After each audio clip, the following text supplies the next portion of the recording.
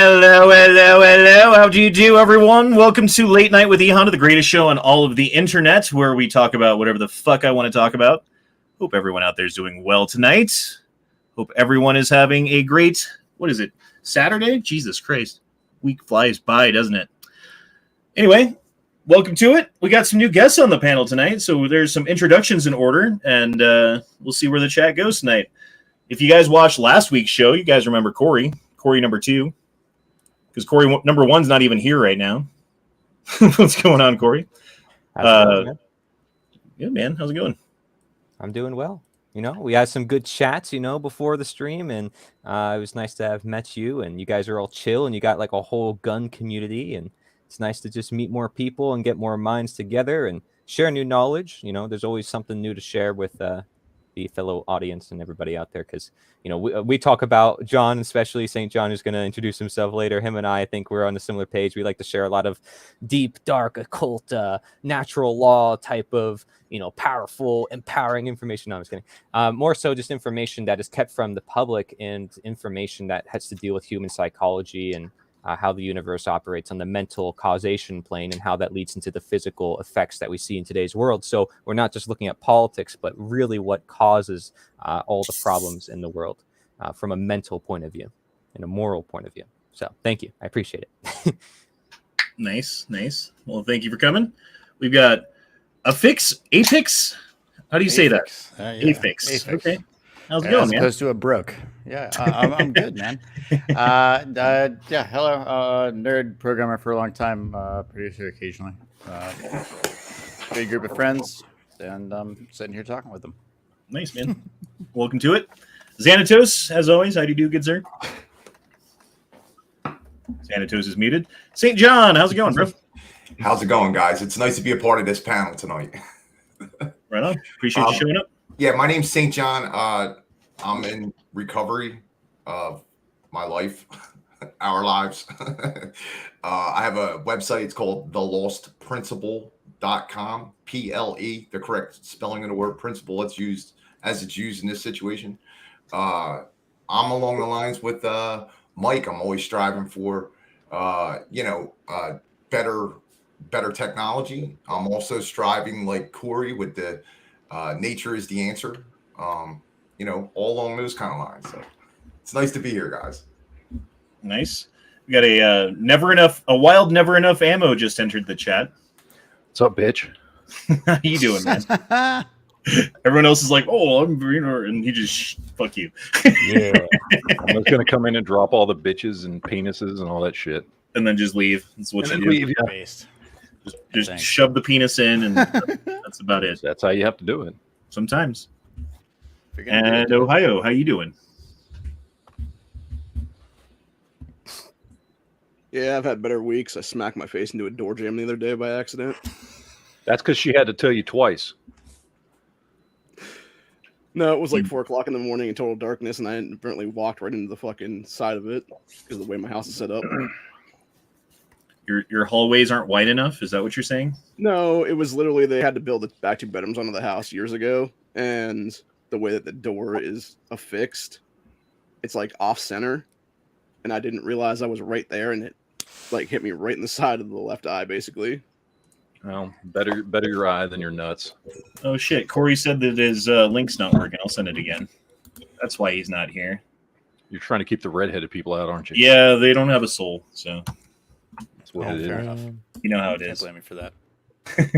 I mean, I agree. It's still kind of cold-blooded, though. Like literally cold-blooded. That's why we keep them out.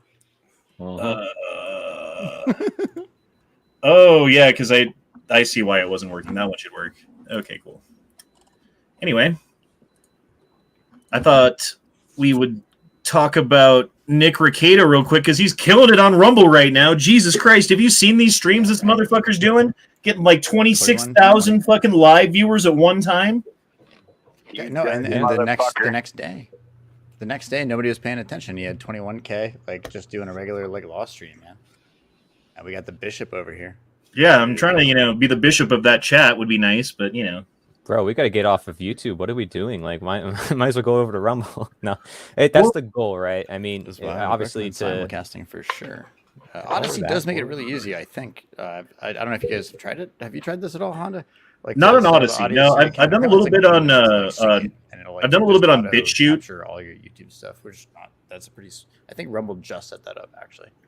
I've done a little bit on Sounds pretty BitChute, sweet. and I was on Rumble because I did get 2 strikes on my YouTube channel at one point, and had to spend basically 3 months walking on fucking eggshells so I didn't get canceled on YouTube. So I just switched to Rumble for 3 months and until my strikes dropped off was how I handled it. But I never got more viewers on Rumble than I did on YouTube.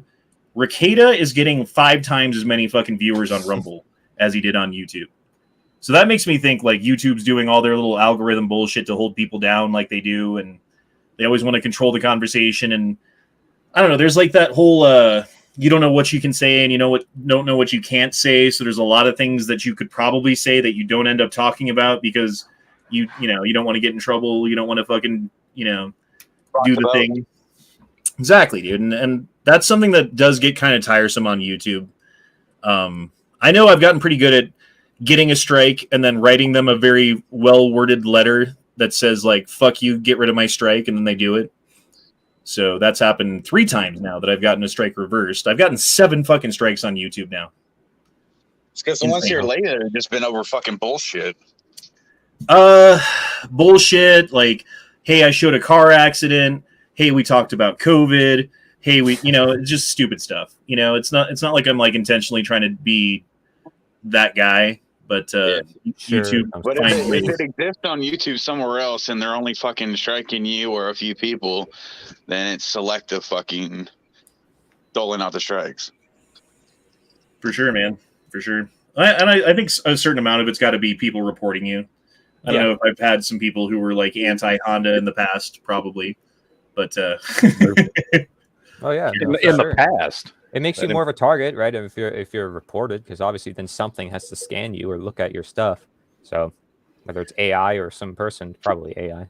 Well, and some of it's been AI, like the car accident ones where it's just like, oh, like that's a car accident, strike, boom. But then you've got people on YouTube showing that shit like that's their entire content. CNN, all the major news outlets are constantly able to show pictures of war scenes and all this other stuff. And if we show that, gosh, it's like it's violence and all sorts of things. It's like, what? I think they made a hole in the algorithm for showing Ukraine stuff, though. Like you can show the fuck out of like soldiers getting blown up with a rocket or whatever, and it's fine. But you show like a guy riding a bicycle getting hit by a car and flying over the fucking top of the car, like strike. I don't know. It's all good, though. I did have a couple of things ready for tonight. You guys ready? Let me start off with 2 words. Made in America. Made in America. So Lauren Boebert went on Twitter and said 2 words, let's go, Brandon. And George Takei, because he's a dumb fuck, is like, she can't count. God damn it. Like, yeah, seriously, dude, you don't realize that she's making fun of the president when she says that, and that you're showing your own stupidity and ignorance by being like, you can't count. Fuck you, dude. I really like Star Trek, too. You're ruining it for me. It's honestly pretty funny, even like in both readings of that. I don't know, man. There's a lot of that going around, though, these days, the stupidity and I think it's because the left in general tends to only watch things from the left. So if there's something that, let's say, the right is talking about, they have no clue about it because they just don't have any, it's not in their bubble, versus, and I might be wrong about this, but if you're on the right, you tend to watch a little bit of everything because you want to be well informed.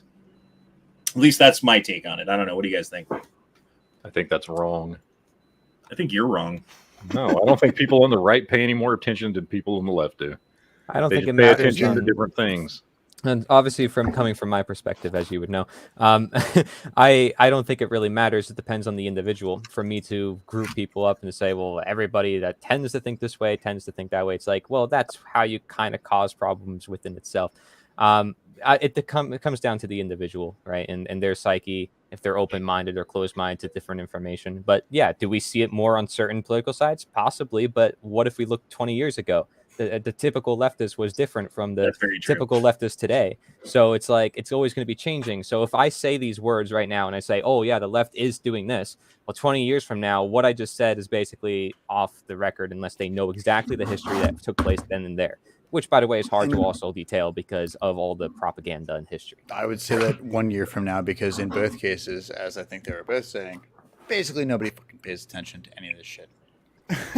That's why it's like important to talk about timeless concepts, things that never change. I'll tell you this though, like going back to 2000, 2001, when the 9/11 attacks happened and all that stuff, and all of the Patriot Acts and everything that followed, I was very anti-Bush. I was very anti-war. I voted Democrat. I was a Democrat voter because of the things that I was paying attention to, and the things that the left or the Democrats were talking about then lined up. Nowadays, it tends to be that the right is caring about the things that I'm talking about and that I'm paying attention to. And I don't know if that's like, I don't feel like I've changed. My thing has always been freedom of speech. My thing has always been like, leave me the fuck alone, you know? And it used to be that the left was the one who were the ones who were freedom of speech. It was the right who were like the evangelical Christians who were coming out against, you know, whatever it is that Eminem was talking about or whatever, trying to cancel him. Well, and at that point in time growing up, like at least I had a very similar experience. All the radicals were on the left, right? Like and Rage Against the Machine, all that stuff, late 90s, whatever. And then you see them all swing onto the right. And it's so bizarre that, to me at least, like how did that happen? Like why, like did they all fold in a weird way? Are they all just following the same Pied Piper? Like what is happening here to take all of the radicals that growing up were on the left to all of a sudden now the only radicals are on the right? And I assume this is just a pendulum that swings over time, like as I've grown up. Like that's kind of well, if you look at Rage Against the Machine, they are, you could describe them as rage on behalf of the machine now. Exactly. You know what I mean? Right. Yeah. Exactly. And that was my first concert, man. It kills me. It kills me to have them be embarrassing now, like especially now that I've like grown into an anarchistic kind of perspective. Right, like fuck you, I won't do what you tell me. Fuck you, I won't do what you tell me. But you guys better have the vaccine if you're in the crowd right now. Right. Yeah, right. Like, dude, I'll never forget. I was fucking 10 years old, turning around and I'm looking up the stands in the stadium at a woman who had to be probably 30. I don't know. When you're 10, it's hard to tell ages. But I'm singing every word to Bullet in the Head. It's like, they say jump and you say how high your brain dead. You gotta fucking... And the look of horror in her eyes that I knew all of these words is something that'll stick with me for the rest of my life. But like, that's gone, man. Those days are way gone. What the fuck happened? Sorry. Things don't change. Didn't mean to take it all the way down there. No, it's great. It's great. Good point. Okay, did you guys see this? Android pedophile film sparks controversy and walkouts at Berlin Film Festival. So basically what this was is a CGI rendered film about a love story between a 10-year-old girl and a grown man. Okay, honestly, there's a really interesting conversation when it comes to not actually a child, right? It's like, if that stops a child from being hurt because there's not, like, you know what I mean? They can get their thing out without not actually messing with actual kids. I'm generally in favor of that, I guess. It's still the mentality that has to be addressed. But it's still really, like, and it's like, no, like the guy who develops or produces this, I probably don't want to hang out with that guy. So, Dude, like, that's the real question. That's the real question. I'm kind of torn. Who is that guy? Actually a really deep conversation. I just like the fact that the people said, we don't, like, this is garbage, and they just get up and walk out, man. Like, good for them. Good for them. Let that statement be heard. It's just like with these platforms, how you were talking a few minutes ago, you know, like with the censorship, and, you know, like there's something really significant to learn about Rakita's situation. You know, like he walked away from that platform in a second and everybody came with him. Well, not everybody, but, you know, like, it's not about the particular platforms. It's definitely about morality.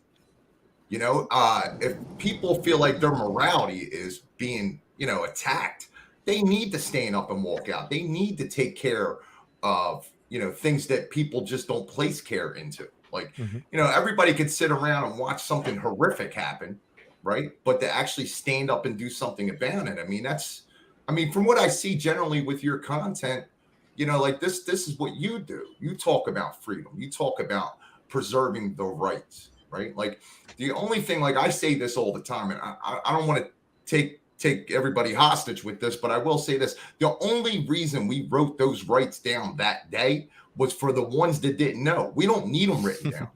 Like I don't need anybody to tell me whether I have a right to defend myself or I have a right to speak.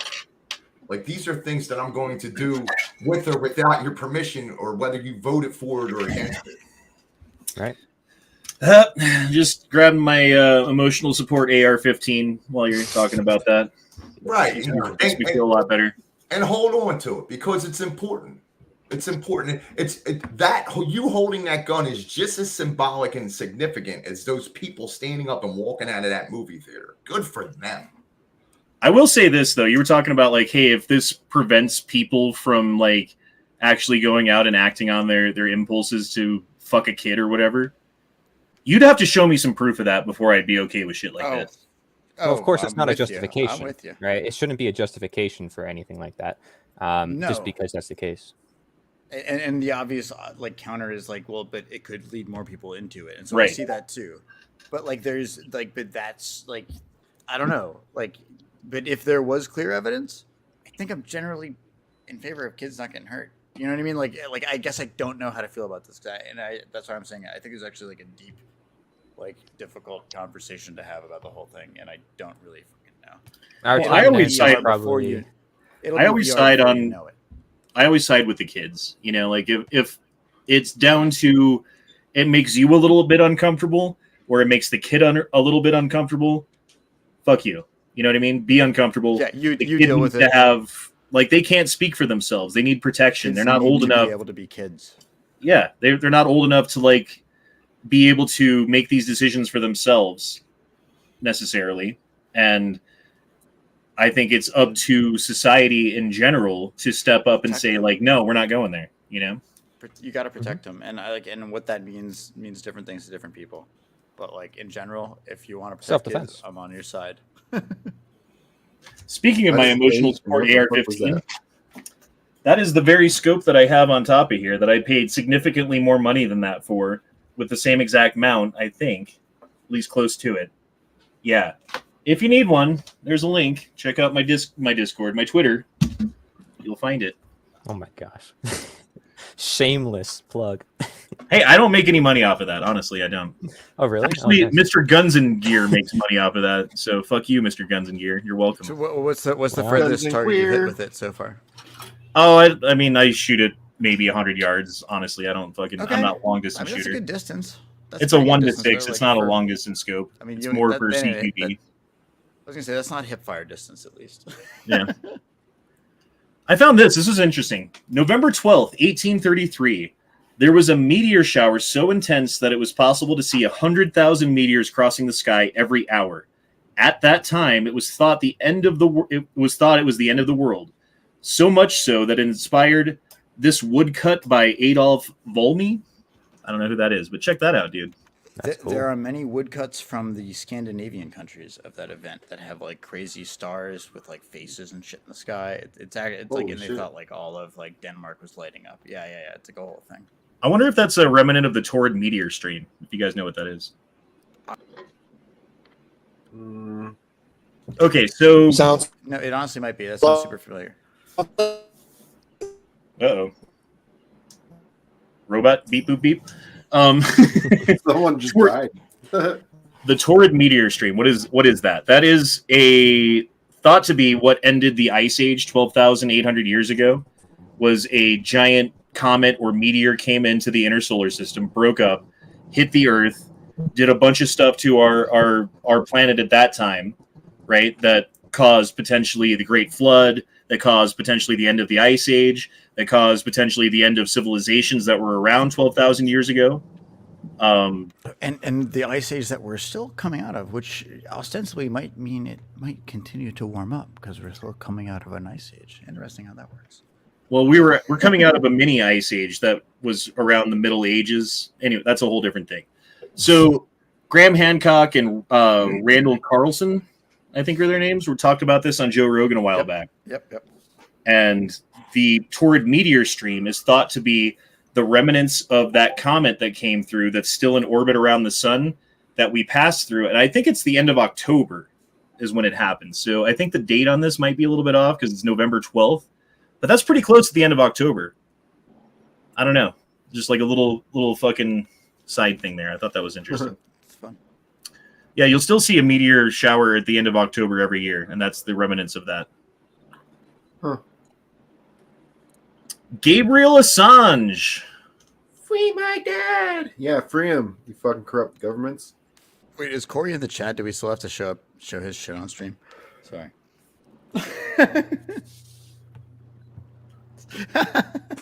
I just realized it was still up. So this kid's wearing the Free My Dad thing. Yeah, it's interesting. Well, honestly, it's sad that they have to Assange beg needs for way more permission. respect than he gets. Well, how long has he been in exile, living in, what was it? It was Whoever 8 years in the Ecuadorian embassy. Ecuador, that's the UK. country. Yeah, dude. Well, no, it was in the UK, but in the Ecuadorian embassy. Right, in the Ecuadorian, that's what I meant, yeah. Yeah, That's yeah, insane, and dude. Without he had a actually whole being cat- officially charged, it turns He out had that the charges against him of raping that girl were bogus from the beginning or whatever. So Yeah, which we all kind of knew if you were following the shit. Yeah. I mean, it's crazy. Well, so imagine living for 8 years with white noise generators, because obviously, like, dude, he's deep privacy security dude, and this is like more kind of my realm. Like, white noise generators. Imagine the sound of static just constantly everywhere in your entire room or building, everywhere that you're able to walk, essentially, including the bathroom, because that's the only way to avoid the bugs that are placed in. And this is at the same time that Hillary Clinton said, "Why don't we just drone strike him?" And it's like, dude, he's in London. Like, what the fuck? Like, what are we talking about here? And like, I mean, and obviously that kind of drove him a little bit batty, I think. And I wish I had the meme on me, but it's on my other computer. But it's him getting dragged out with his white hair and his white. Apparently, his like growing up, he was like part of like the whole white hair thing is part of like a weird kind of culty-ish thing. Like, you can look into it on your own. like he's a Targaryen like, or something. Yeah, basically. And so yeah, so he's getting pulled out, and it's just like Socrates getting pulled out of the library, like 2021 colorized or whatever the fuck. And it's like, it just cracks me up every time I see it. Yeah, Well, the whole Julian anyway. Assange thing, to me, the issue that has kept him imprisoned and kept him from being able to like fight for his freedom is the fact The that he's DNC spoken out impact, against right? the system. The fact that he has published stories that they don't want published, and that he has information that they don't want out there specifically. And they've used whatever means they can go after him to keep him locked up, keep him silenced, get rid of his platform, and they'll do the same thing to you. You know They'll do what's the same thing to me. interesting is you look at So- his past as well, and it seems like he helped some of our security agencies at some points, giving them some intel on how to work things. And it's like, okay, and now they're going after him. It's like, obviously they're using him, and it's all for agendas. It's always like that for most figures that enter the public scene. And before that, we were talking about left foot, right foot, Republican, Democrat, all that kind of crap. And it's like the Democrats loved him when he was with like Greenwald before he created The Intercept, which then got kicked out, whatever. Like, because he was like, he gave us the gosh, what was it called? Collateral damage or collateral, whatever, the collateral murder. The video from 2007 where it's like the helicopter shooting the dude that was Manning.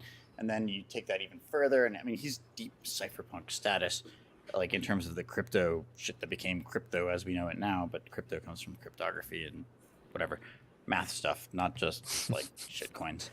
Nerd. But like beyond that, like, well, whatever. I mean, like there's a huge background to all of this, and so, but like the left like was totally cool with him until he published the DNC leaks, which were hacks, quote unquote, which we now know are definitely leaks according to the VIPS memo, the Federal Intelligence Professionals, with like headed by Bill Binney, who is the director of the NSA, like a technical director of the NSA. Like there's so much evidence that like makes it just ridiculous that we're even called like dudes saying, hey, like just publishing things that are clearly illegal. People post illegal stuff on Twitter all day, and there's a whole Section 230 conversation there to have. But anyway, I'll leave it there. It bothers me very much that he is demonized at all, because even when like he was asked like, "Why didn't you publish shit on Trump?" He's like, "Dude, if I got stuff on Trump, I would have published it." Like, like that's basically what it came down to. And I just think it's just frustrating. I don't know. Sorry. Speaking of Democrats, what seems to be the problem? I'm poor and have a rough family situation. I know just the trick. Oh boy! Where did you go? I traveled back in time 12 years and had your mom get an abortion. What? Ah! Damn. Oh my lord. So fucking StreamYard has made it so that you can't share video without having a mixer, but they let you download videos, edit them down to a certain length, and then upload them so that you can have them preloaded and have them on the fly, like this one. Children and I suffered the pressure. Children suffer the pressure. Pushing down on me. Pushing down on you. Damn, that's great. That's fucking. So hilarious. I got a couple things loaded in the pipe for tonight, boys. Just so you know, so you can actually hear it. Well, hey Honda, real quick before we go any further, look at the comment between Travis T's comments at the bottom. Is that who I think it is? Dude, okay, so here's my new rule, and I will put this out on everybody. I quit smoking weed 3 weeks ago. 2 weeks ago, I was like fucking super pissed, and I don't know why. I do know why. But I kind of went off on my Discord saying, like, you can't do this, you can't do that, blah, blah, blah. That's out. The new in is if you troll, you're out. If I perceive what you're doing to be trolling, you're out. If you know, like if something's a joke and you think it's funny, you can say it. That's fine. I'm not going to be like fucking up your ass about it. If you troll the chat and I think that you're trolling the chat, I'm fucking done with you and you're out. That's it. And if you came here from Mindset, just say it in chat. It's cool. Banhammer, bam, and the mods could do it, right? So they and I got mods out there, and they know what the rules are, so it's all good. Cool. No matter how you feel about guns, you should educate yourself with the historical truths of disarmed populations. And there's a lot of those out there. There's a lot of examples of different societies in different points of time who gave up their guns and then immediately regretted it. Like 2/3 of the world right now. Right. Like Australia, you know, like we don't want to turn into Australia in the United States. Definitely not. Or, I don't know, like the Jews or in Nazi Germany. That's a great example because they all had to turn in their guns and register themselves and move into ghettos and wear fucking pieces of flair so that the Nazis knew who they were. So like, you know, like what John said before, right? Like, Mike, what's going on, Mike? Oh no, there's just so many layers to that thing he just said there, Mr. Honda. It's like, well, how did he know where they were? Well, because of IBM, because they ran that whole. You know, there's that too. And then it's like, well, all right. It is. It's a pretty deep rabbit hole. They said they had typhus, so they made them get health passes and go to a camp to quarantine. Yeah. Wow, that's funny how all that shit works. Anyway, and the testimonies and all that. It's very strange, and all the banned footage, and I'm like aware of all that. So, but what John said was important before because it connects to this point, right? It's like understanding the importance of the Second Amendment. Well, is it really the Second Amendment, or is it our human right to self-defense? You know, everybody across the world, like everyone deserves the right to defend themselves. Any animal in nature would defend themselves if an aggressor goes against them. And of course, there's times when you maybe should not, self-defend. And there's times, like I told you guys before last streams, like where you have to understand maybe it's better to negotiate. But most of the time, it's like, if somebody's going to aggress upon you, you got to defend yourself. That's because otherwise they can do anything they want to you. So look at slavery. How do you capture a slave? Back in the day, you had to capture them, which means you go to war with them and you put them in ball and chains, and there's nothing they can do about it. I mean, they basically are in servitude to you because they have no means of fighting back against you. So if you want a good slave, well, disarm them. Don't give them the right to self-defense. And that goes across every nation in the world and every country and every time zone, basically. So it doesn't matter what's on a piece of paper. It matters what we know is truthful, which is the fact we have the ability to self-defense. So that's a human ability. And that goes to something that I talk about sometimes, which is the non-aggression principle, right? And I'm sure that's something that you guys are probably familiar with. And that basically says, like, it's like playground rules, right? You don't get to push the other kid, but if he pushes you, you get to push him back. You know, you don't get to take someone else's shit, but if they try to take your shit, you can try to stop them. Like, that's non-aggression principle in a nutshell, like third grade level. You know what I mean? Like, and that applies It's all the way. Rule. It is the golden rule. Yes, it is. Absolutely. So this is all natural law, basically. Just understanding this alone, right? Basically, in a nutshell. But you're right. It's whoever initiates violence. That is the person who we're looking at. I'm going to chime in here. Hold on. I'm going to chime in here just a little bit because, like, Corey's talking about something it's fundamental, right? Because we're right now, like, our new arms, right? Because it wasn't necessarily the person that won the war, but how did they win the war to put them into the bondage, right? They had better technology. Now, the new war that we're all immersed in, and it's part of the topics that we've talked about a little bit tonight, is the technology war. Like, for us to have a platform to stand on and talk so that we can continue to hold on to those sacred rights that we have within, right? To defend ourselves. But being able to go on platforms, being able to have a better technology, you know, like they're the ones that are working to become more free. People that, like, it's not only about the AR-14s or the SKSs or, you know, like, they're great weapons to have, but to have like a good computer system, a good streaming software, you know, like, these are weapons in the war as well, right? Yeah, good point. It's the information, man.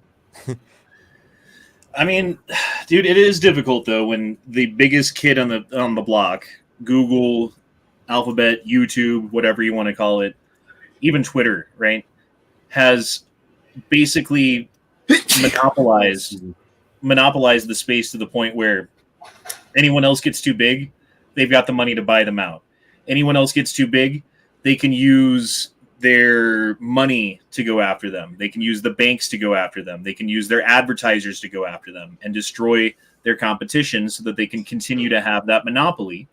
And so if you want to be part of the public square, it seems like the way things are working right now, you got to play ball with these ass clowns. But the thing that's doing is teaching us on this side, the radicals or whatever you want to call the people who are dissident to the powers that should not be, how to fight against that system, how to use alternative language so you don't get fucking banned, how to, I don't know, use this kind of technology onto an alternative platform, that kind of stuff.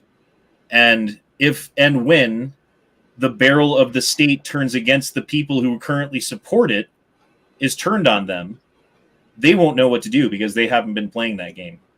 It's swimming downstream for a salmon if you're a leftist right now on the internet. Exactly. Well, we say we are the government, right? So it's just a matter of how much we exercise that. It's the same thing with our rights. We say we have rights. Well, do we exercise them? You work for me. You know? Yeah, exactly. Yeah, it's like, that works please be 100% of the responsible time. for me. Please, I want you to grant me rights, to tell me what my rights are, to defend my rights too, and basically just become my slave master. At the end of the day, that's what people want because they don't understand what a right is and don't know how to defend it because of that. Dustin Butson dropped in $5, said, you would know the difference between me giving you shit and trolling, right? Because I kind of drink a lot and come on a bit late. Just saying, LOL. Yeah, dude. Like, honestly, I think the whole me being super pissed off because I want weed is starting to pass. It's starting to get a lot easier. 20 days is day 20 right now. Good job, man. Yeah. You're Good just job, brother. noticing that the world sucks a lot more. That's fine. I'm certainly noticing that people are a lot stupider in general. Like in the wild, you know, you run into people in traffic Your or optimism whatever. is waning, is what you're saying. And I had a lot more patience for it because maybe I was numb to things because I could just get high and forget about it versus now I'm forced to confront it. You know, there's that aspect of it. And that goes back to the trolls too. Like before when I was getting high all the time, troll would be in the chat. I'd just be like, and fucking ignore it. And now I'm like, I'm reading it and I'm like, fuck you, fuck you, fuck you. Like, So I play a medieval game where I like chop people's heads off all day. And yeah, it's way friggin' funnier at least to accept when I die. oh, I did want to pull this up. I had this whole diatribe that I went on. To go back to what you were saying a minute ago about media and tech monopolies and stuff like that, have you guys been paying attention to the JCPA media cartel bill that's going through Senate right now? No. Elaborate. So about probably 3 weeks ago or so, Amy Klobuchar, who was one of those people that trying to run for president in 2020. She was pushing through something called the JCPA, and essentially what it would do is it would monopolize all the internet. What does that stand for? Do you know? It's like joint something. I forget what it is, but basically what it would do is it would allow the mainstream media to control everything internet-wise, and they would be able to force people to basically buy into their monopolies is what it would be. And it was like 2 weeks ago or so, Ted Cruz, who was trying to put amendments into it at the time to basically make it so it would never go out of committee, just gave her a win. And it shows that uni party that's going on right now in our federal. So I think I got it. A Journalism Competition Preservation Act of 2021. That's it. Yeah. So that's very. So this is one thing that I've definitely seen happen for years, and I think it's really important to keep in mind, is the fact that these bigger corporations, especially you think like Facebook and Google and these guys, well, they want to just be the middlemen. That's what ruins the internet, right? It was my server to your server, my client to your server, like email to email. Like that's just like it was decentralized by its very nature. And then you get AOL wants to be a middleman, everybody pushes back, and then somehow in 2004 Google becomes the middleman again. Facebook follows suit in 2008. YouTube didn't exist till 2006. Like, put that in perspective. Like they want regulation because they're the only ones that actually have the resources to like implement it. That's what will restrict any newcomer from showing up on the scene. And so I think there's a whole bunch of different things that are probably layered in what you're talking about. But interesting, I'll look into this. Well, I was going to say, going into this bill a little bit, it would basically force anybody that's alternate media, if they wanted to come to the table, to give up everything that they had and make it all publicly available at that point. And it would be a way for them to completely screw over anybody they wanted to. Well, they're always looking for more ways to control the things they can't control. Think about how the Wild West of the internet in 2012 changed everything. And like post Sandy Hook, I think was the main change, right? Like Obama was in office. They wanted to get rid of guns. The internet was free. People got together and they were like, fuck that shit. And they got together in mass in every fucking major city across the country and protested, got in their faces and showed them the numbers of people who disagree with what they were trying to do. And then after that, they were like, we can't have that anymore. And that's when you had like the what'd you call it? When everyone started getting demonetized and shit and you couldn't make money on YouTube anymore if you talked about certain things. The adpocalypse. Yeah, there you go. That was the adpocalypse, and that was the beginning of internet censorship. Before that, you could basically have videos on YouTube about just about anything. And then the other part was, I remember back in the old days of YouTube, you'd like watch one video about something that was interesting, and it would show you like a really cool, interesting video that was related to that topic next. And then the next video would be related to that topic. And then all of a sudden you'd be like 10 videos in down this fucking internet rabbit hole of shit that you didn't know about. And now it's like you go to YouTube and you watch your interesting video that you look up, and the next video is Fox News, and the next video is CNN. You know, it's like these corporate sponsored media outlets that get to have their shit pushed to the top. Yep. For news, yeah, anything news based, for sure. You know, like you look it up, you're going to get all mainstream stuff. That's something they definitely covered. And I think it depends on the topics, right? But like philosophy, you might be able to get like more alternative stuff. Medicine is definitely one of those things. Obviously, they're attacking, especially in the past couple of years, but they've been attacking even before then. I had a video on my channel before COVID that talked about the censorship of natural medicine. And I didn't see, there was no video about that on the web, by the way, at the time. And probably now there's probably a bunch, but you probably can't even find them. Who knows? Because there's censorship of natural medicine. So you won't even know censorship is happening because there's censorship of censorship of censorship of censorship. Just like our world, illusion of illusion of illusion until you're no longer in reality and you don't know what is real. Ooh. It's real. So I do want to talk about this real quick. Guy running for governor of Colorado, or yeah, he's the current governor. He's running to get reelected. Basically came out with policy that made fentanyl not legalized, but like decriminalized, to where if you have fentanyl on you, it's like a misdemeanor charge and you're not even in prison for it and that kind of stuff.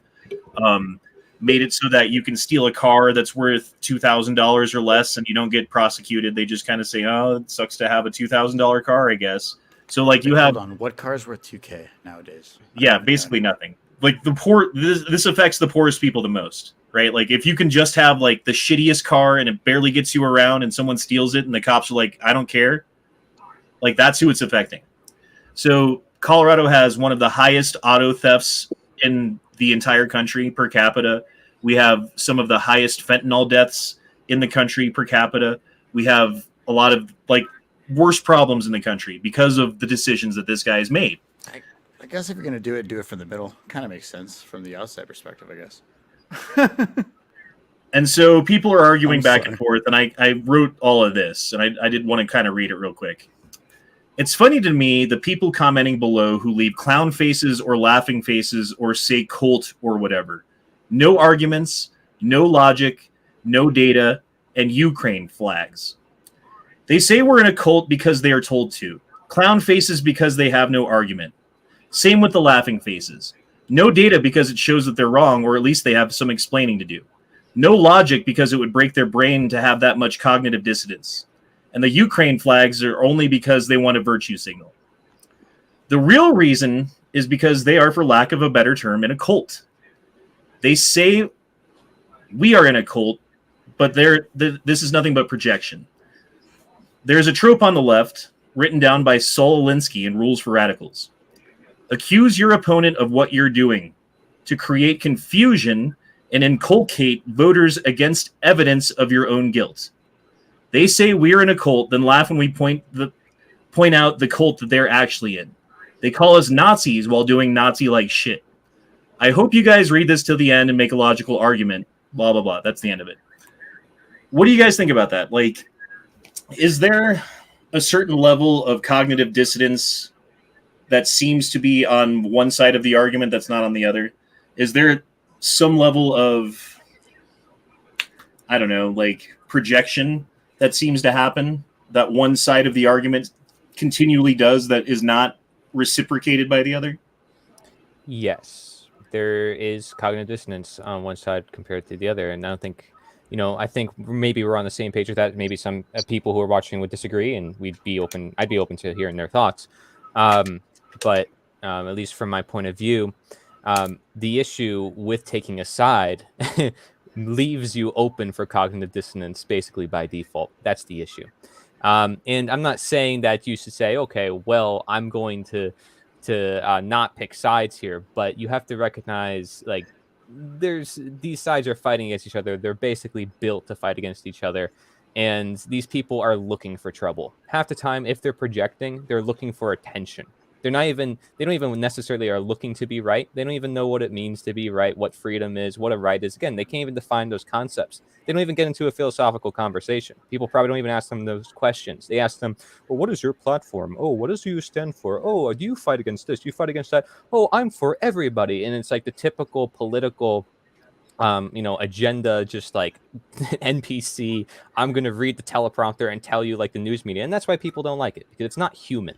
At the end of the day, it's like people are sick of it because it's robotic and it doesn't relate to them in any which way. And people are starting to come to realize that. That being said, there are people who still fall for it, of course, right? But it's recognizing that, and in that matters of just expression.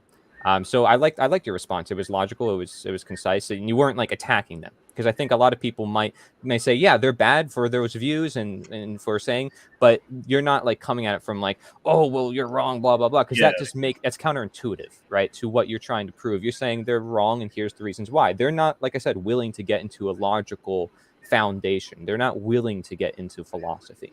So when you bring that up, it's like, what are they going to do except project even more? But I think it could be sometimes also counterintuitive to give them attention. I agree with that, but there comes a point where the gaslighting has got to the point where you're pissed off. And if, like I say this sometimes, like, you're lucky you're on the internet, because if you were saying that to my face, you wouldn't have any fucking teeth anymore. And that's why these conversations don't happen in person. That's why, like, when you're talking to, I mean, like, two dudes talking to each other, the reason it stays polite is because there's this unspoken threat of physical violence between them that can happen if someone crosses an invisible line, you know? Exactly. And that happens in real life all the time. And because you're on the internet, it doesn't happen. Because you're on the internet, you get to say whatever the fuck you want. Because you're on the internet, you have anonymity. Because you're on the internet, like, there's no physical response that can happen whatsoever. And I can ban you, and you can just make a new fucking account, and then you're right back on there saying the same shit as you were 5 seconds ago.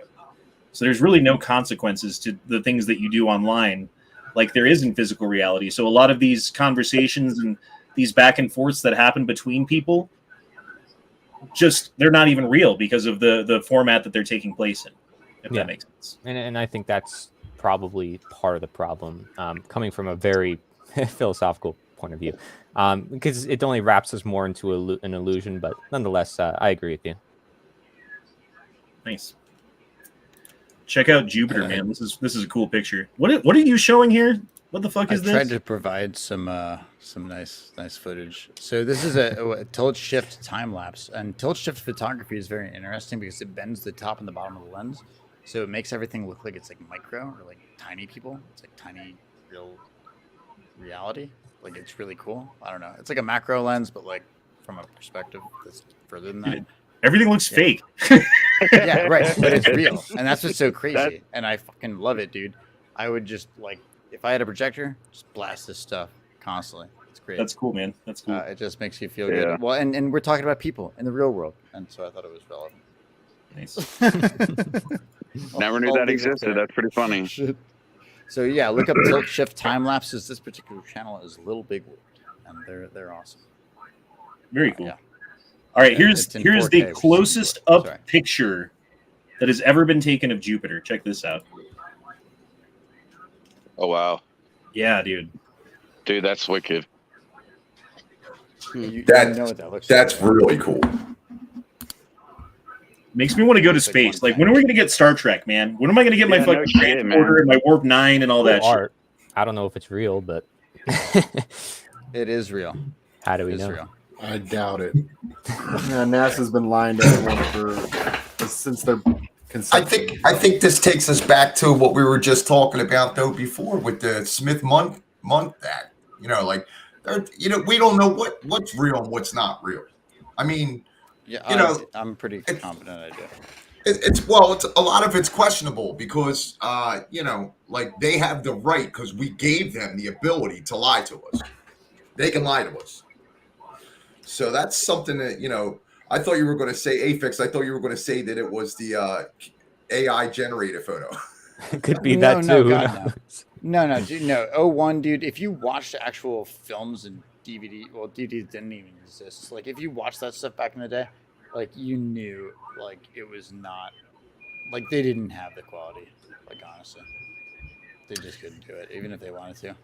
Dude, a whole bunch of, like, the we never made it to the moon stuff, I think, and I don't know because I wasn't there and I don't have any evidence one way or the other, but we were in a fucking space race or whatever with the Russians, the communists at the time. Absolutely. Yep. And we wanted to have... They beat us to space, to be clear. They beat us to space. We wanted to have propaganda to say, like, we're better than you. And I think that they manufactured some of that propaganda. I don't know that we weren't ever on the moon, although listen to Buzz Aldrin and what he has to say. Like, that's kind of interesting. But I think it's really possible they thought it might have, like, gone bad. So, like, yeah, Mr. Kubrick, fucking just make us some really good shit just in case the stream don't work right. And, like, literally the concept of streaming in 1963, to put that in perspective, is insane. like literally to consider, yeah, we're just going to, like, stream video from the moon. Like, actually put that in perspective. Well, I mean, there's very, very clear examples of things that are purported to be, like, pictures on the moon where, like, a rock has, like, a letter on it. It's like B. Yeah. It says B on it because this is the prop that they wanted in that spot, and that's the other thing though, is you can, like, look at it with a really good telescope. You can, like, see where they landed and where shit happened. So, all right, let me get these super chats real quick. Couple that shoots. I will address this. Nothing but love, but unblock me from you and Never Enough Ammo's Discord. We can talk on message to defend myself. I'm not saying what I did was right. You know what you did was wrong. If you know what you did is wrong and you say that you're not going to do it again, I will unban you. And they come on and defend themselves. I'm not going to fucking listen to your bullshit about why you did it. I don't care. That's not the fucking point. You know what you did was wrong, and that's it. That's if you can admit that and fucking say, hey, dude, I'm fucking sorry. I shouldn't have done that shit. You're right. My bad. I won't do it again. I'll let it go. It's fine. Also, Ghost Shadow said, dropped in $2, said, looks like an abstract painting. Yeah, dude, that's fucking cool, man. I really like Jupiter. I really like it. All right, I thought this was hilarious. National debt for babies. That's exactly my reaction. And wait, and you brought me into this shit? Fuck you. I mean, they could have done this. Hold on, where is it? Where is it? Oh no. What seems to be the problem? I'm poor and have a rough family situation. I know just the trick. Oh boy! Where did you go? I traveled back in time 12 years and had your mom get an abortion. What? Ah! Oh, and about that last super chat, I'll also say this. So here's my official answer, for the record. Kiss my ass. I do not apologize.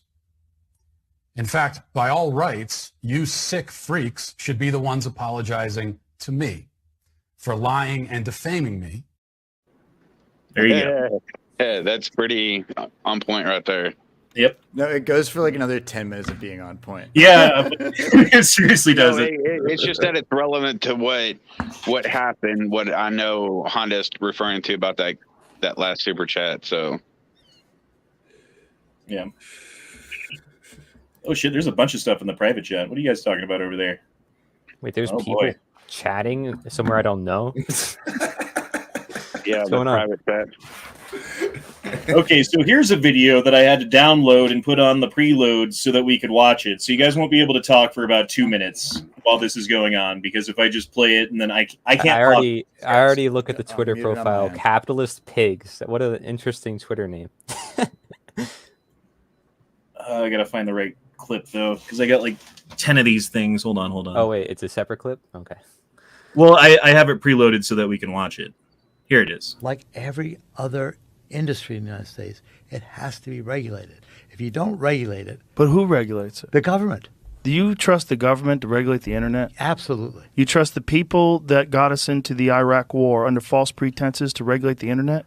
Do you think that makes any sense? Well, wait a minute. I would not... The people who got us into the Iraq war... It's the government. Was the politicians. It's the government.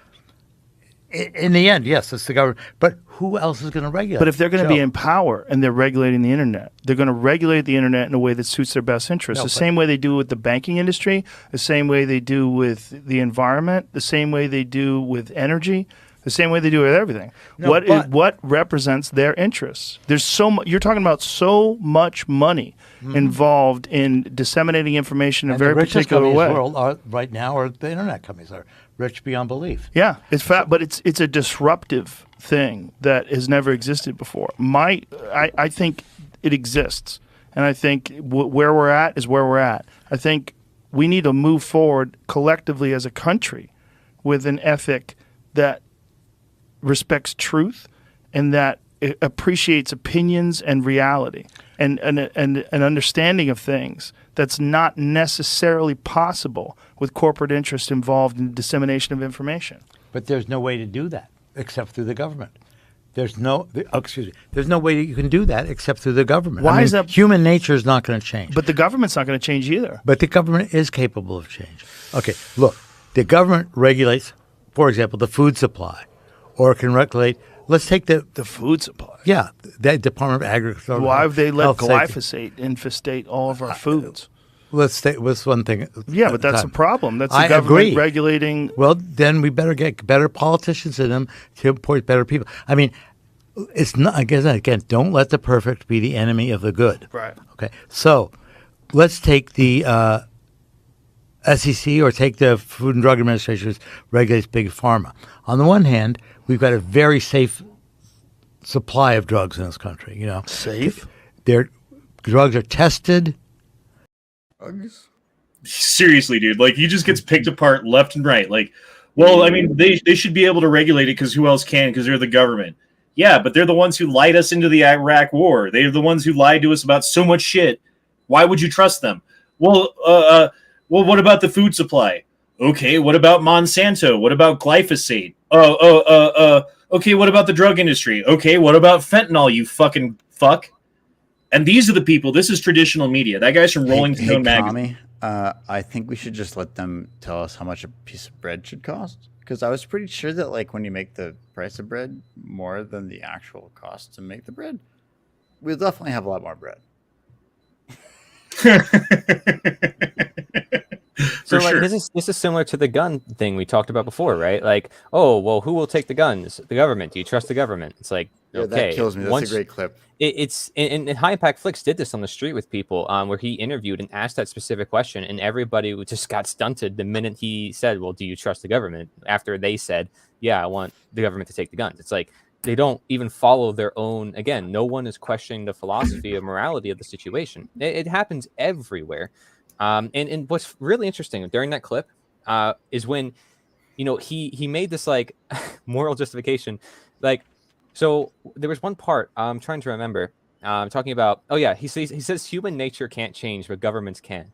It's like, okay, so that right there is just dead wrong. People definitely change. I mean, we would not hold slaves anymore. We would not burn witches anymore. Like, there's many practices that humankind does not do anymore because everybody sees it as morally wrong. Nobody would even try. Okay, and so human nature is totally capable of changing or capable of evolving too. That's what evolution is, right? I mean, so we can evolve mentally as well and morally, and so we can definitely improve our societies. There's a lot of movies talking about this too, where it's like an alien comes down, they're like, we don't have a government because we don't need one. We govern ourselves, like stuff like that. Because when you have self-governance and you are in control of yourself, by definition, you have an internal monarchy, one monarchon, one ruler. You don't need external monarchies, external rulers in control of your own life. So naturally, externally, you have freedom, which is external anarchy, no rulers. Anarchon, no rulers, because there's no masters and no slaves. You are in control of yourself. That's the only way you achieve freedom, is by understanding morality and understanding self-ownership. So like, he right there saying that is what tells you the authoritarian mindset.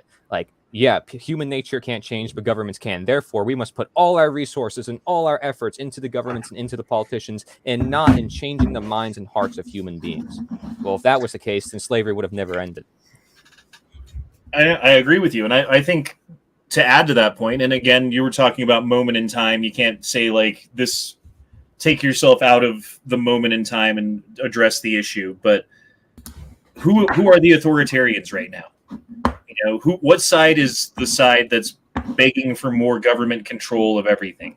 Both. And like, honestly, like, there's a clear answer to that. And even though I don't agree with Republican points of view all the time, there's a lot of shit that Republicans do that I completely disagree. And even though we disagree fundamentally with the end game as to where the society should be and how it should be governed, you say not at all, I say minimally. I think, which is impossible. I think both of those things are in the same direction. And we were talking about last week, like, what would you do if you were sitting on, like, get rid of the Fed and replace it with what? Okay, get rid of the government and replace it with what? That's kind of the issue that I have with that. Mm-hmm. That's fine. Eventually, you could get there, and eventually we could evolve to a point where that's possible. But you can't just jump off the cliff to that, right? You got to like work your way down to it. And I think the answer there would be work your way towards libertarianism, work your way towards individual freedom, work your way towards more individual responsibility. First step. And eventually maybe we could come to what you're talking about, but we can't jump to where you're at. I don't blame you, man. Like, it's the first step because, like I said, everybody goes from left or right to minarchists, which is what you're talking about, libertarian, to full-fledged real anarchists, not like these people on TV who call themselves anarchists while they're burning down buildings and can't even define the term. Right? So, like, totally different. They're not going to get into philosophical, moral conversations like this. It's not happening at all. If they do, it's going to be like, oh, my college professor told me capitalism is wrong, and they're going to talk about economics all day, and they don't care one bit about morality. So it's totally different. Real quick, Real quick. Hey, St. John, I'm pretty sure we can hear your friggin' mouse, bro. I always think it's funny, like the Antifa, right? Like, we're against fascism, so let's use fascism to fight fascism. Like, yeah, exactly. Exactly. Antifa is fa AF. Yeah. But that's the thing, right? There's a lot of counterintuitive actions.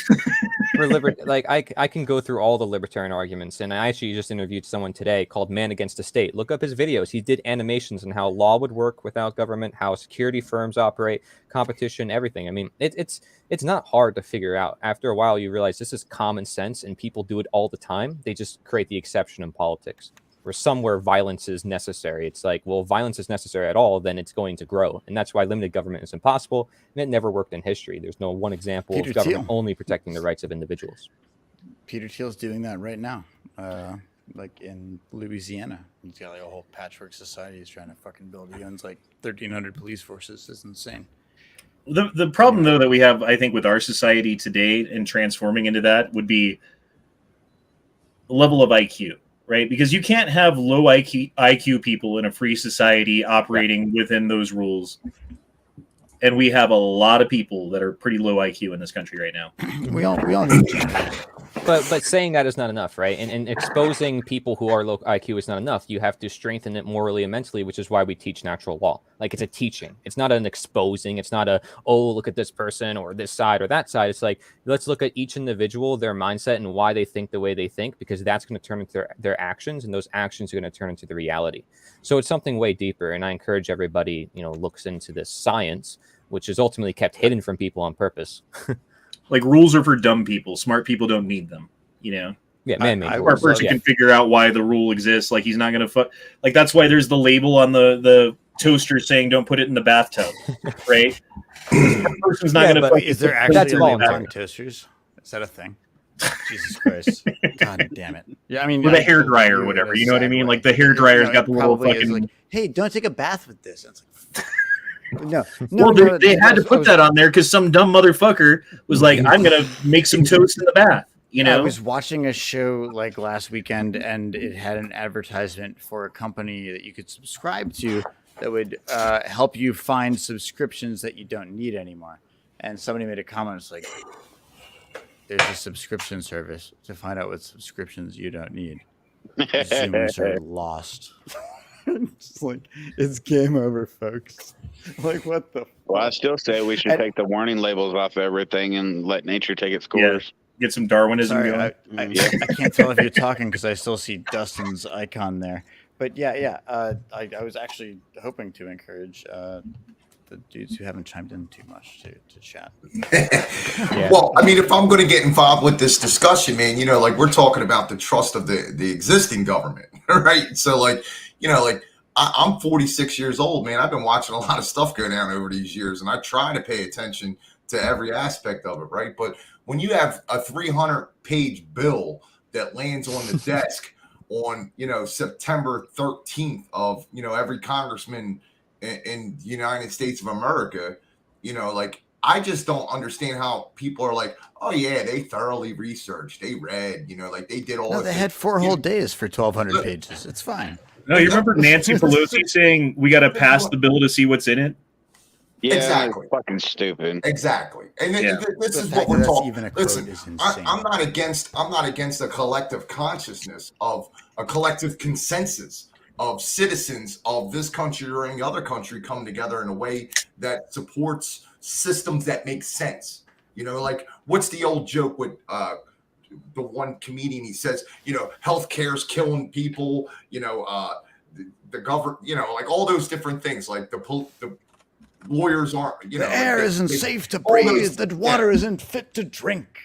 Right. And like all these systems, all these paradigms that we have in place on a world level, even on a societal level of this country, United States, like, they're all gubermentus, control of the mind, like they're somebody's governing, somebody's at the helm steering all this, right? So, like, what are their agendas? What are, like, we could read their narratives, but what are their agendas? Like, they act like the agenda is one thing, but if you know anything about the Hegelian dialect, problem, reaction, solution, right? They come up and they say, oh, well, this is a big problem. And it's only a problem because they posted it all over the mainstream media. Now it's an issue everybody's addressing because they made us address it, right? And then they proposed the solutions that they already had in play. That was their game plan from the start. It's just these things are just, if there's any conformity of it has to be a consensus where we come together and we base it in truth. We base it in freedom. The bigger the group, the dumber it is. We utilize love and care when we go through with it. You know what I mean? Like a while back, someone created a drinking game for my stream, and one of the things that everyone had to take a drink if I said the term Hegelian dialectic, because I said it so often. Yeah. That's great. Hey, let me hit these super chats real quick. Dustin Butts dropped in $5, said, here we go. You think I show up to these things just to listen to you, Yank, and Matt? You're all nuts, LOL. I do, but I also like the chat guys too. Dude, your past super chats are just roasting you and then saying, I like to watch you. Yeah, I know. That's what people do. I'm just feeling like somebody's really. It sounds very manly. I would recommend. No, that is the most heterosexual chat I'm going to see all night. And Ghost Shadow put in $5 and says, Feds put tax on milk in Alaska because people in Alaska were not paying enough. In 2008, paid $5 per gallon. Dude, everything's goddamn expensive in Alaska, though. I was watching Revzilla. I know you guys aren't into motorcycles. Revzilla did this thing where they rode like Honda 125s to the like very northern part of America. Like I forget the name of the town in Alaska, and they stopped at a grocery store up there, and it was like $75 for a steak. It's like Jesus Christ, dude. I guess I'd eat whatever fucking whale blubber or whatever people eat up there if that's the case. Right. Calvin says, don't forget about the sword of Damocles. Yep, that was the other one. And Ghost Shadows. It was better when you had to drink a shot for every $20 per chat. They almost killed you. Yeah, we did that for a little while too before I was trying to get better on my alcohol and drug abuse and things like that. Trying to power through that Rittenhouse rod. I still have that bottle, dude. That shit's gross. I guess I'm supposed to chime in here a little bit because of the Mark's sermon. Just make this disappear so it doesn't block the dude on the left bottom, please. On the bottom left. Yeah, every time the super chat shows up, we're losing the two people at the bottom there. Boy, it looks like you have a fan or a subscriber of yours here, DB123. Yeah, probably from my Twitch. Yeah, he said that he came from my Twitch channel. That's cool. Yeah, that's good. Networking. Nice, man. And like honestly, that the point of this is to have good conversation, but the other point is to, and we were talking about this last week, everyone's got their little pond, right? Like I've got my little pond and I do my streams, and like Matt has his pond, and we've dug a pretty good trench between our two ponds to where like a lot of the people who watch my stuff also watch Matt's stuff, right? Never enough ammo. But there's a whole fucking bunch of ponds out there. Why don't we start digging some canals, bro? Why don't we start making some bridges between these things so that people can find each other? And if you watch this shit and you're like, that E-Hana dude sucks, great, dude. Don't watch again. You don't have to subscribe. But if you do like it, then do. And like that's kind of the point. It's trying to bring in new blood or new diverse blood, new opinions, maybe open people's eyes to maybe things that they're talking about that others may not think about, or as far as like us with the whole, gun to a community with some of their subscribers, just kind of open the minds of everyone and bring in. On that note, I haven't heard nearly enough gun shit tonight, so I want to hear more about guns. No, jeez. I can't relate. I don't know. Like, I know very little about guns other than like I really wanted a 5.7. You got a laser. What are you talking about? That bullets were like $3 a pop. Yeah, no, All I right. have some very high power. Here we have a Remington 870. Sick. It's Okay. a 12 gauge shotgun. I've got a extendo on the tube, so it holds a couple extra rounds. Barrel is cut down to 18.5 inches so that it's minimum legal length. So it's semi. I'm assuming. Pump action. No pump action. Ooh, that just feels good to hear. Yeah, it does. Now it's loaded, and I got to unload it. Also, please be safe. Like it's got. Oh yeah, you're fine, dude. You're talking to 10 guys. I mean, I'm on this side of the camera, so I assume I'm okay. Unless I'm not even sure. No, I said we were going to do show and I tell. should consult the TOS about that one. Yeah, you guys want to do some show and tell with you guys? Let's do some show and tell. They're not gun dudes, so let's totally do some show and tell. I'm 100% down with that. Like, just tell me about shit. Like, this is all fascinating to me. Like, I'm a fucking programmer, math nerd, and I find the mastery of physics that is like actual firearms like fascinating. Do you own any firearms? No, Have you ever tried to buy one? No, actually. Do you know the rules? Do you know the rules that would exclude you from buying one? I'm pretty positive I have no things that would exclude me from buying one. Okay, I've, like, well, never been arrested he for lives in the anything city ever. though, Like, so I mean, yeah. Like, you live in I'm Philadelphia, so there's probably some Philadelphia rules that I'm not familiar with. I'm familiar with people, and I know. I have local. I mean, like, so as far as I understand, like. Oh wait, it's St. John that's from Philly. Sorry, I'm getting confused. So I'm also from pretty close. So, but like, yeah, I can essentially just pick it up online, send it to an FFL, go to the FFL, sign the paperwork, and I'm good. As far as I know. Well, they got to do a background check on you. The background check I'm fine with. I've been includes. background checked by multiple. Have you ever? I mean, like the main things that you got to worry about is domestic violence. Have you ever been charged and convicted with domestic violence? No, like literally, like never. Like I might have a speeding ticket. Well, then you're fine. You can go buy whatever gun is legal in your area. I'm fine. Yeah. I, on the other hand, am not allowed to purchase or carry any firearms whatsoever. I am a convicted felon. I was convicted of a felony at the age of 18. Jesus, right off the bat. Yeah, so this is something that, you know, like I take very near and dear to my heart, you know, and I was just having this conversation a moment ago about the bulletproof vest situation. Like, here I am, I'm running around the city of Philadelphia, operating nonprofit recovery houses, and I'm putting myself in situations that are extremely high risk. Oh yeah, these are only fucking addicts that are missing their drugs. Dude, I've seen some videos recently from Philly that are just insane, bro. Yeah, and with the height of the riots and everything that was going on with them burning. If it was the Wawa one, that was actually like not like. But like, how can they tell me whether I have the right to protect myself by wearing a vest because I have a felony conviction I'm not allowed to? So like, I'll go in front of any judge, any jury, anytime if I ever get arrested for that. And that's another charge. That's a felony charge, right? If I do right in my jurisdiction, you could buy proper Victorian armor, and it's totally fine. I will say, the funny thing is about. Oh, good. No, so I just want to mention the common carry declaration. When you, I want to hear what they say. When you become a, you know, American state national through the American assemblies that are in every single state. I told you guys briefly about this last stream. They have a common carry declaration that proves that you do not need any licenses or permits to carry because it's guaranteed, basically. And this, again, these are lawyers and teams that know their stuff, and you just have to know what to say, of course.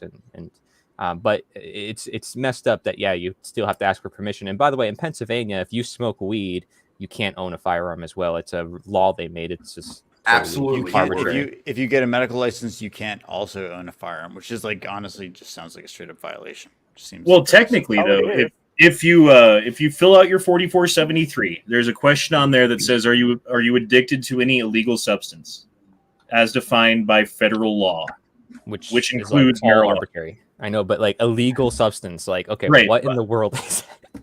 Well, I'm just answering questions as to like what are the rules behind it. You know, like if you answer. Yeah, no, I get it. Like, it's definitely a rule. You're totally right. But I mean, like in Colorado, for instance, which is where I'm at. If you have your medical marijuana card, you cannot also get a concealed weapons license. You can buy a gun, but they won't let you get a CCW. Am I crazy for thinking that seems like a straight up violation? Like, I guess no, it absolutely is. And they were held to account to some extent in the federal court system with, I forget the name of the decision, but basically the New York one. Yeah, it was Bruin. It was New York one where they said because New York was May issue, which means that they have the choice whether or not you can apply for the license, you can fit all the qualifications, and they can still tell you no. And they basically said like, hey, that's not the way it should work. So now there's all kinds of jurisdictions that are like, fuck, what do we do? I don't know, because they're held to account, and to some extent, and I don't think it's enough of account, but to some extent, that they are shall issue now, where if you fill out the paperwork, you meet all the qualifications, they have to issue it to you.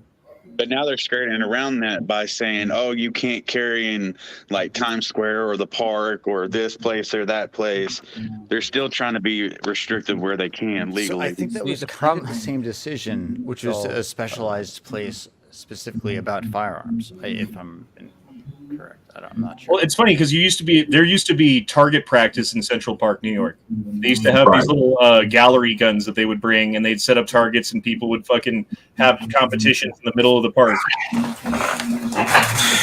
Yeah, so the other end of that is like I work in the mental health field for years, psychiatric hospitals, rehabs, like trying to share my experience to help other people. And the one thing that I was paying close attention to was the whole mental health aspect. Like if you have a mental health diagnosis in a lot of the jurisdictions in this country, you cannot purchase a firearm. Well, here's the problem with that. If you're a child, okay, and you don't know anything about anything, and you go to the doctor because your mother brought you there, right? And you get diagnosed with a mental health condition that's now a lifelong condition. Here's your bottle of pills. It's time to go home, right? You basically just gave away your right to purchase, carry, own, operate a firearm. And you didn't even know you did that. You know what I mean? At 5 years old or 10 years old. So like, these are topics that like they're targeting our right to have this ability, our right to have firearms. They target the children because they're the generations that as they come up, less and less people are going to have the right and capability of defending this land. Well, and this is all based on, was it the 64 Gun Control Act? Like that all goes back to that. Like, because Lee Harvey Oswald decided that he wanted to buy a Carcano through the mail. Now you have to go through a gun dealer. You can't go through the mail anymore. Now you have to have a background check. You can't just get it. Like all of this stuff, dude. GCA was 68. Oh, 68, sorry. The fact that it was a Carcano just like kicks my ass because like, I don't know, I played myself some Red Dead Redemption and that's a great ass rifle. No, it's a... Hold on. Let me do some more show and tell. Yeah, well, I would say John, it's like Wild West level rifle, man. It's fantastic. Yeah, John. Yeah, you're absolutely right. You made good points though, because I mean, again, like it's still a bit more complicated. Like even just past the left and right typical arguments about guns, it's like they don't ever look deeper at these situations. So again, like even you can't abolish the fucking the schools, right? Like, but you can take your kid out of it. Okay, fine. They're the 5% that like didn't go to school, but like 20 years from now, the 95% did go to those indoctrination camps. Sorry. Here's a Carcano. Wow.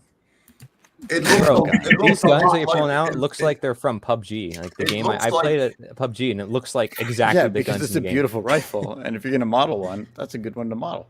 It looks so simple, nice and sleek. It looks a lot like a British. Just, like pop that bolt just with the heel of your hand, just clap, clap. Like, you want to see a British one? You want to see a British one? Okay, hold on. I'll be right back. That actually Carcano is like... German. Well, they're originally off the Mauser platform, but they're made all over the place. That makes so much sense. Holy shit, I didn't know that. That's awesome. It looked a lot like a British 303, which is a rifle that I fired before. So Carcanos are Italian, you fucknut. And here's your 303. Yeah, the Carcano is Italian, but it's based off of German design. Oh, okay, that's what you were saying. Sorry. Yeah. I'm like, what the fuck? It's not a German rifle. No, it's not German. No. So even if you're convicted of a felony in the United States of America, if you could purchase black powder weapons and carry. Oh, you want to see a black powder one? Hold on, I'll be right back. 1848 Colt something or other. You could walk around. You could actually, have these things, and nobody can stop you or say anything to you. Because they're not classified as a firearm. Yeah, you can buy this. Powder cannons are St. John. You can have this gun right here. It is about $250-ish. Who You says said I don't? black powder Who says I can don't? in your Mustang, and it's But you totally- know, like to understand black powder weapons, how to load, how to pack the muzzle, and like do all the right things the right way. Like that's very important, man. The first time I heard of black powder fire, like the smoke and the loudness of it, you didn't even have to put a ball in it. You could definitely scare people away just without a ball in that thing. John, I want you to, that's also how you get shot if you're like a kid. Anyway, John, I want you to drive down the highway with a black powder cannon popping out the left back window of your Mustang. And then, that's totally legal. Fuck them. Joseph Butson dropped in $5, said, "It really sucks for the weed guys. I drink. I've had 1/4 degree what's a 4th degree DWI?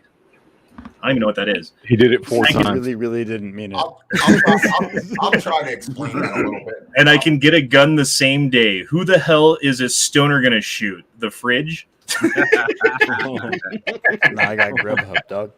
My chicken pot pie, fridge. Fuck you. Fucking microwave, hurry up. Oh, that's great. Oh, Gun Websites is here. Another big gun tuber guy. You guys probably don't know because he's not in your circle, but he's in ours. All right, so I'm telling people, like, if you want to invest in shit, I say short real estate, short the floor, sell it all. But like otherwise, firearms and ammunition companies, those are probably pretty good stocks right now. G-Web does a lot of good for the gun community. G-Webs at one point was the biggest channel on YouTube when it came to guns back in the day. Yep. So like I said, I know nothing about this world, but he's the I have OG. heard so that's awesome. Gun Websites, hello. But I'm. So am I correct in thinking that the NRA is kind of garbage compared to the SAF? Yes. Yeah. Well, the NRA is garbage because go ahead. The NRA is basically a gun union.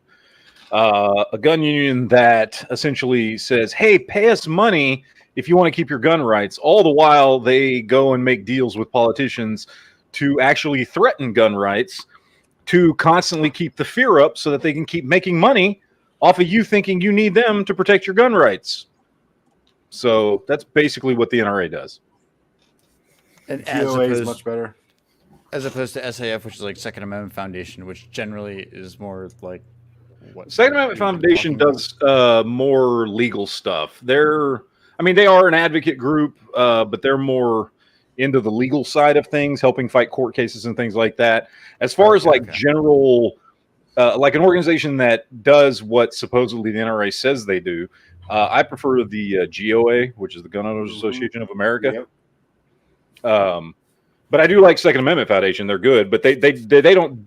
They have like a specific lane usually that they stand, which they're very, very good at, helping fight in court and do things. The closest thing to what the NRA is supposed to be is the GOA. Or what's the other one? Nagger. The be careful. You already got it right. Acronym. National Association of Gun Rights. Yeah, that's what it means. Totally. No, it's something like that. Dustin dropped in $2. 4th degree is the lowest level offense for DWI in Minnesota. Okay, so you were like 1.5 beers and you got in the car. Iron Road said self-defense advice: if you're drunk and seeing double, shoot in the middle. I think you got to pick one or the other, man. Yeah. Close one eye would probably be the answer. I remember, this is years and years ago, getting so drunk that I was seeing double and I still had to get home. And so I took a Sharpie and drew on my windshield where the lane should be so that I could match it up with where the lane lines were. So yeah, it was bad. Don't do that. I don't think it worked very well. Travis in your chat, a moderator, he says, I'm a believer that if you paid your debt to society, that you should have all rights restored. If you're too dangerous to own a gun, you shouldn't be out of prison. Yeah. So, But this is tricky, right? So again, this is where like the left and the right, it's like because they're not looking at like a bigger picture. So it's a very interesting comment, and it would obviously cause a lot of conversation. But like to first say pay your debt to society is giving me very strong Sumeria vibes, like first government. The slaves have to basically claim their freedom by proving that they're not slaves anymore. And to say that all your rights are restored essentially means that your rights don't come from God, they come from man, and therefore you require permission for self-defense, which is very, very bad. So although this sounds like a good concept, you have to keep in mind, well, where is the part of this equation where you teach people responsibility for gun ownership, for self-ownership, for self-defense? Because only in a world of freedom can you obligate people to be responsible for their freedoms. And that's how you get to freedom in the first place, is by being responsible for your freedoms. And that is at the same time being responsible for your own rights, which is what allows you to exercise those freedoms. So just something to put out there. You don't actually want the prison systems, nor do you want the laws, nor do you want the strict mandates, any background checks or any of that, because that's always going to distort from the original idea of responsibility. Once you abdicate that responsibility and give it away, or say, well, this system will cover it, this system will cover it, or law determines morality, all of a sudden guns don't become a matter of self-defense by a human right. It becomes a man-made right, which can be taken away at any time. So it's something I think honestly, like that's the point that he's making in saying that. Yes, because this is something we've discussed on my show many times. And what Travis is basically saying is, we have a prison system for people who commit, whatever level of crime society is deemed you get locked up for. And it's not, he's not saying you lose your rights and then you get your rights. Basically what it is if you go to prison because you've done something so bad, you haven't lost any rights, but obviously you're locked up. So you're not really getting to enjoy any of those rights that you have. The minute you get out, you've paid your debt, you've been rehabilitated, which that's a whole problem with the prison system that I'm not going to get into, because the prison system doesn't actually rehabilitate anybody, but they're supposed to. Whatever it is that, society's come together and said, okay, you've been locked up long enough for the crimes against society that you committed. You still have your rights. You walk out, the government, the state, whoever, nobody's telling you, well, because you sat in prison for a while, you can't own a gun, or because you sat in prison for a while, you can't vote. They can't do that. And that's the point that Travis is trying to make, and that I've said many times, which is just because you went to prison doesn't mean you lose anything. Now, maybe while you're in prison, you don't get to carry around a gun or, whatever. But when you are no longer being punished for whatever you did, you always had your rights to you didn't lose anything, in other words. Like, as in, it should be completely 100% Second Amendment fundamentally true. If you are a citizen of this country, according to the Second Amendment, you get to have a gun to protect yourself or for whatever reason you want. If Oh, good. No, I would just say, like, I think that's a human right, but we just defend it with the Second Amendment. Well, and it's written down specifically in this country because governments have a tendency to go overboard and do things that are beyond the pale of what they originally were designed to do. And I'm not saying the government's correct or whatever, but you have to look at things at the level that they're at, right? We live in a society that has a government, and that government is dictated or guided by a founding document called the Constitution and the Bill of Rights. And the Second Amendment of that is right to bear arms. If you are a citizen of this country and you're not incarcerated, therefore the logical conclusion to that would be you have gun rights. It'd be the same thing like you get locked up, you can't have a computer in your jail cell, you can't surf the internet on your computer in your jail cell. But the second you get out of prison, if you get enough money together and you want a computer, you should be able to buy one. Like, that's kind of the same. That's just the thought that I think they're trying to express. Take phones in their butts now. So I mean, I don't expect you guys to agree with me on in the this. Prison wallet. In my county, we actually have they have a rectal scanner. Oh, jeez. You ain't bringing no phones in, no packages, no drugs, none of that. If you went to China in the last 2 years, like, that was how they tested you for COVID. I'm not even fucking joking. As a foreigner, if you showed up in China, the COVID swab was an anal swab. Not even. I mean, have you heard about what's going on in the Chicago prison system? No, Lord. So what happens, right? Like you get arrested, you get your DUI, you're in jail. You're not in prison, you're in jail. And you get in a fight because it's jail and people fight. And someone punches you out. There are people in that jail whose entire goal is to find you while you're knocked on the ground or whatever, pull your pants down, spread your butt cheeks, and spit in your butt. Now it's weird. I know. It's a weird then you thing. have to get a rape kit test. Yes. If you want to full screen me, by the way, it's just more interesting. Continue.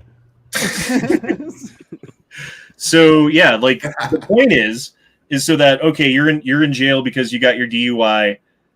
Now you got to have a rape test. Well, what happens when you have a rape test? They call your next of kin. They call your family. They call your mother. They call your girlfriend, and they say, "Hey, Honda had to have a rape kit administered."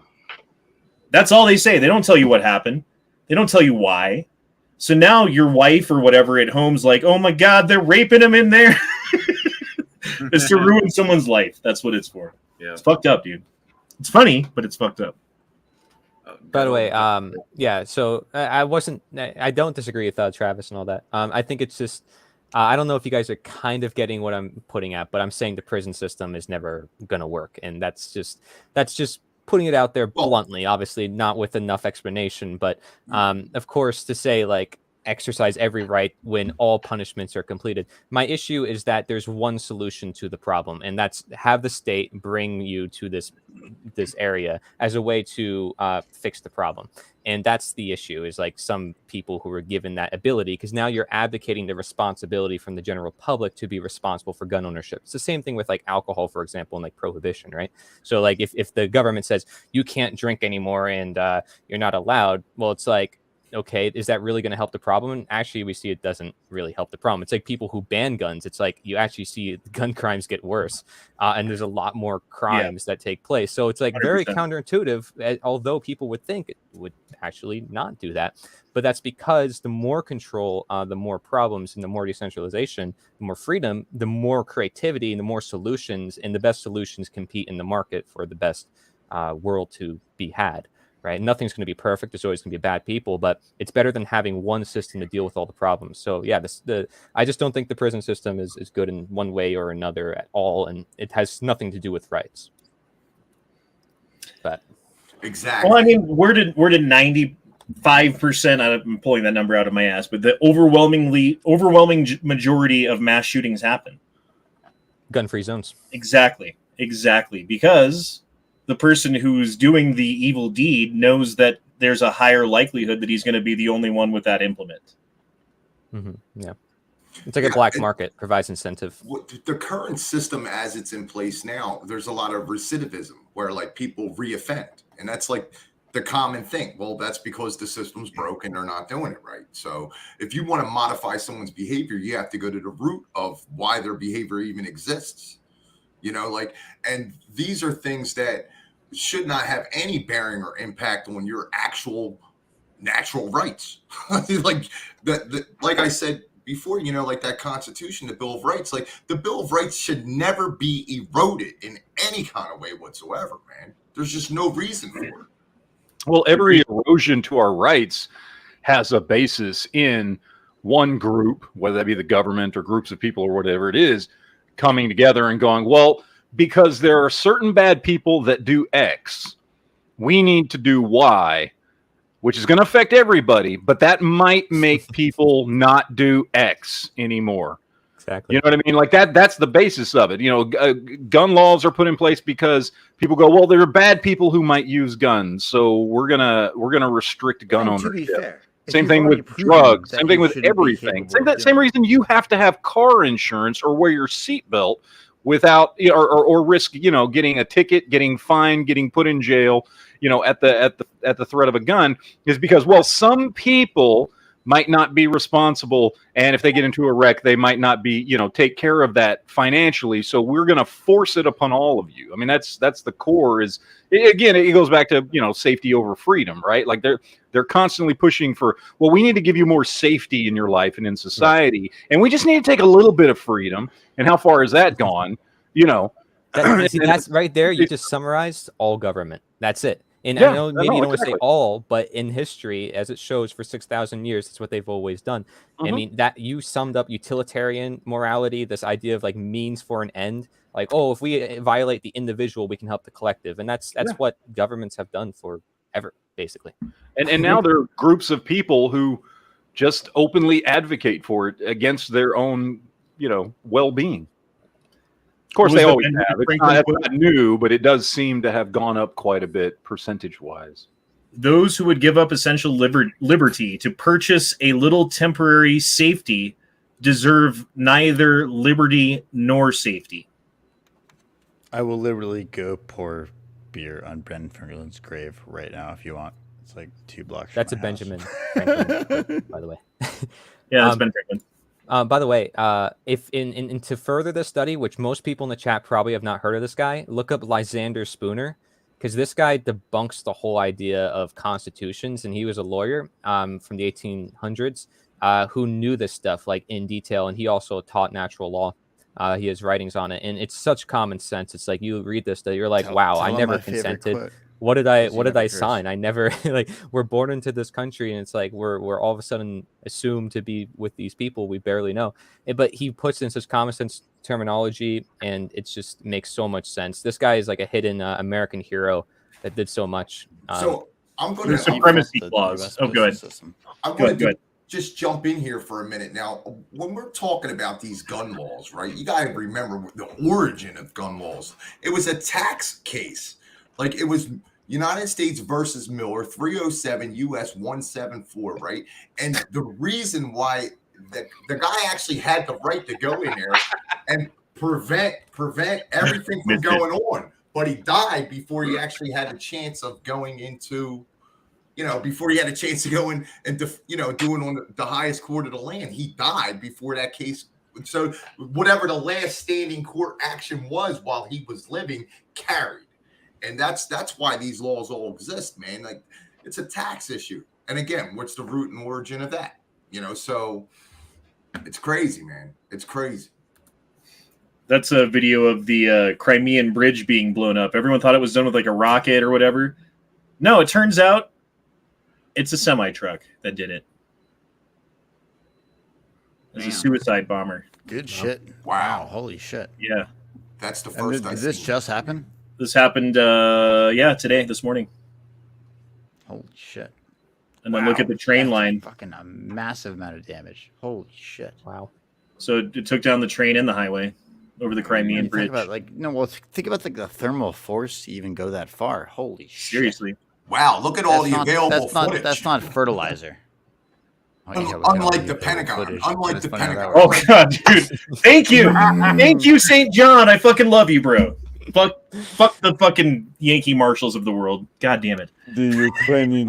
Actually, Honda, there's no actual evidence or proof, and you have no pictures. Therefore, his argument was the reason that there isn't any footage other than the 3 frames from the lawn of the Pentagon is because if they had it, they don't have to show it to people.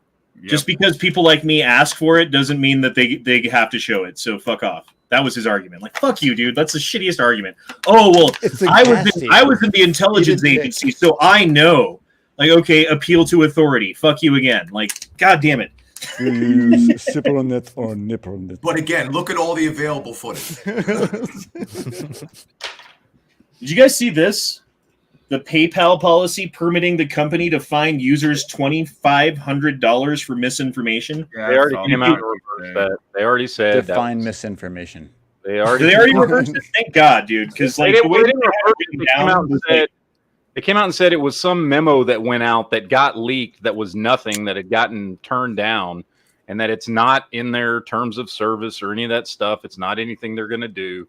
That they don't know who leaked the memo or whatever it was, but that it was nothing they were ever intending to do. They didn't say who had originally written the memo or whatever.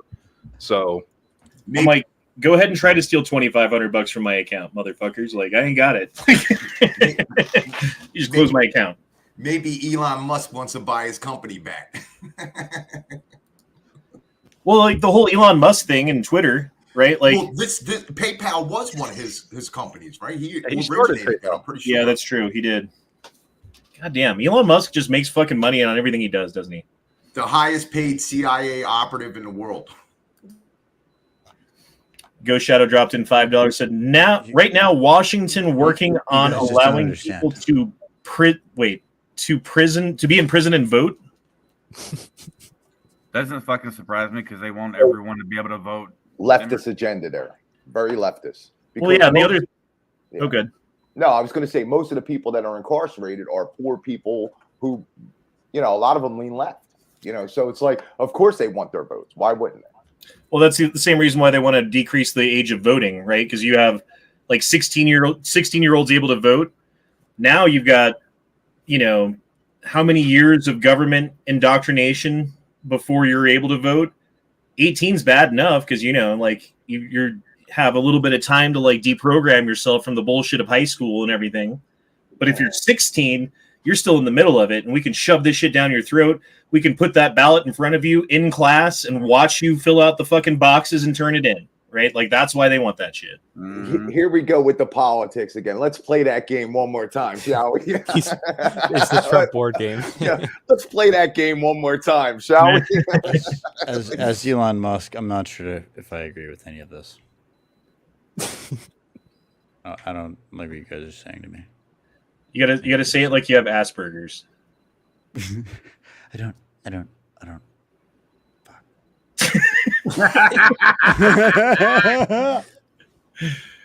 Calhoun says the CIA probably had something to do with the bridge. I don't know. Do you think that was a CIA fucking American funded thing that happened? That definitely some that NATO bridge? bullshit for sure.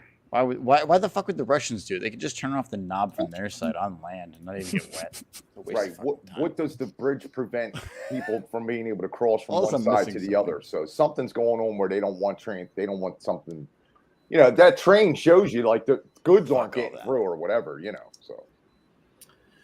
All right, we got a FBI sucks video, and since StreamYard won't let me play the sound. But if you're not going to let me, then I'll just... No, I want to know why you were banging on my door with a gun.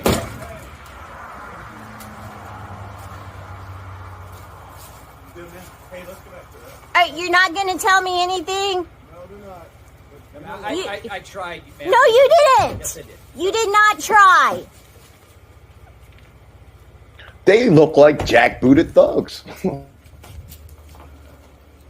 Yeah, now the FBI, because you protest at a pro-life event, can target you and bring dudes with rifles to your front door to harass you.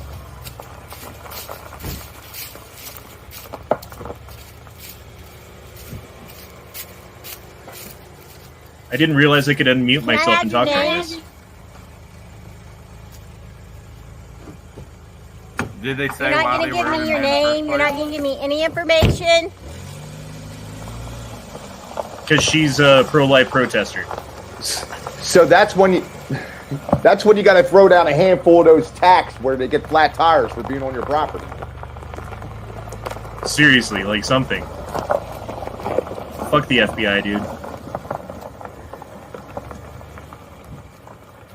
Honestly, that sucks to see.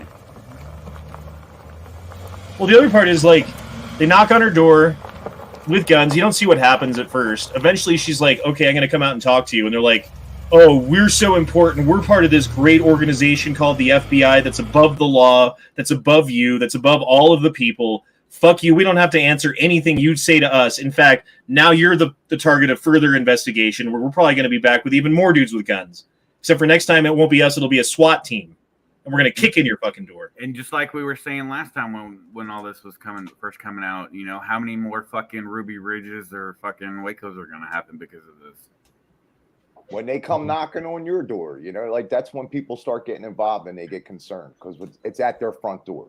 Like this poor woman, whatever her situation is, whatever her, we don't know what happened up to that moment where she actually started recording, right? Maybe the fact that she was recording is why they ran. Right, because they didn't want anybody to stop them from doing what they were doing, and of course, FBI actually stands for forever bothering individuals, or forever brooding investigations, or if you're Italian like me, forever bothering Italians, whatever, So going along the lines of what you just said, not FBI, but watch what this fucking cop does. Yeah, wow. Oh, I'm going to do some fucked up shit, so let me fuck with your camera and point it at the sky so you can't see it. Yeah, destruction of private property. It's always we have another one that's wireless. And again, these the Republicans would say are our servants. You know, it's like, again, it's like both sides are just so wrong when it comes to cops as well. It's like unbelievable. They're just human beings. You know, they don't. The special badge uniform does not give them any more rights than anybody else.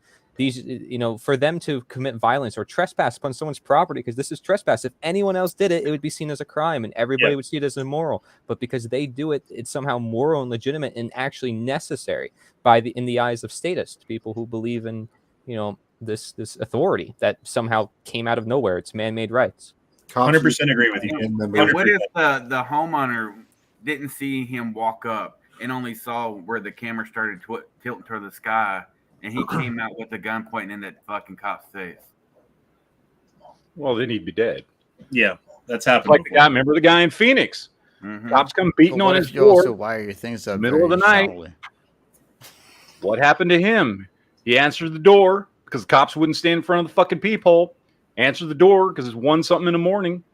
Has a gun in his hand. Well, like, let's be real. Like, let's say that was like really, really shitty fucking electrical work. And like dude twisting it, like all of a sudden sparked himself to death. Would he blame them or not? Could he?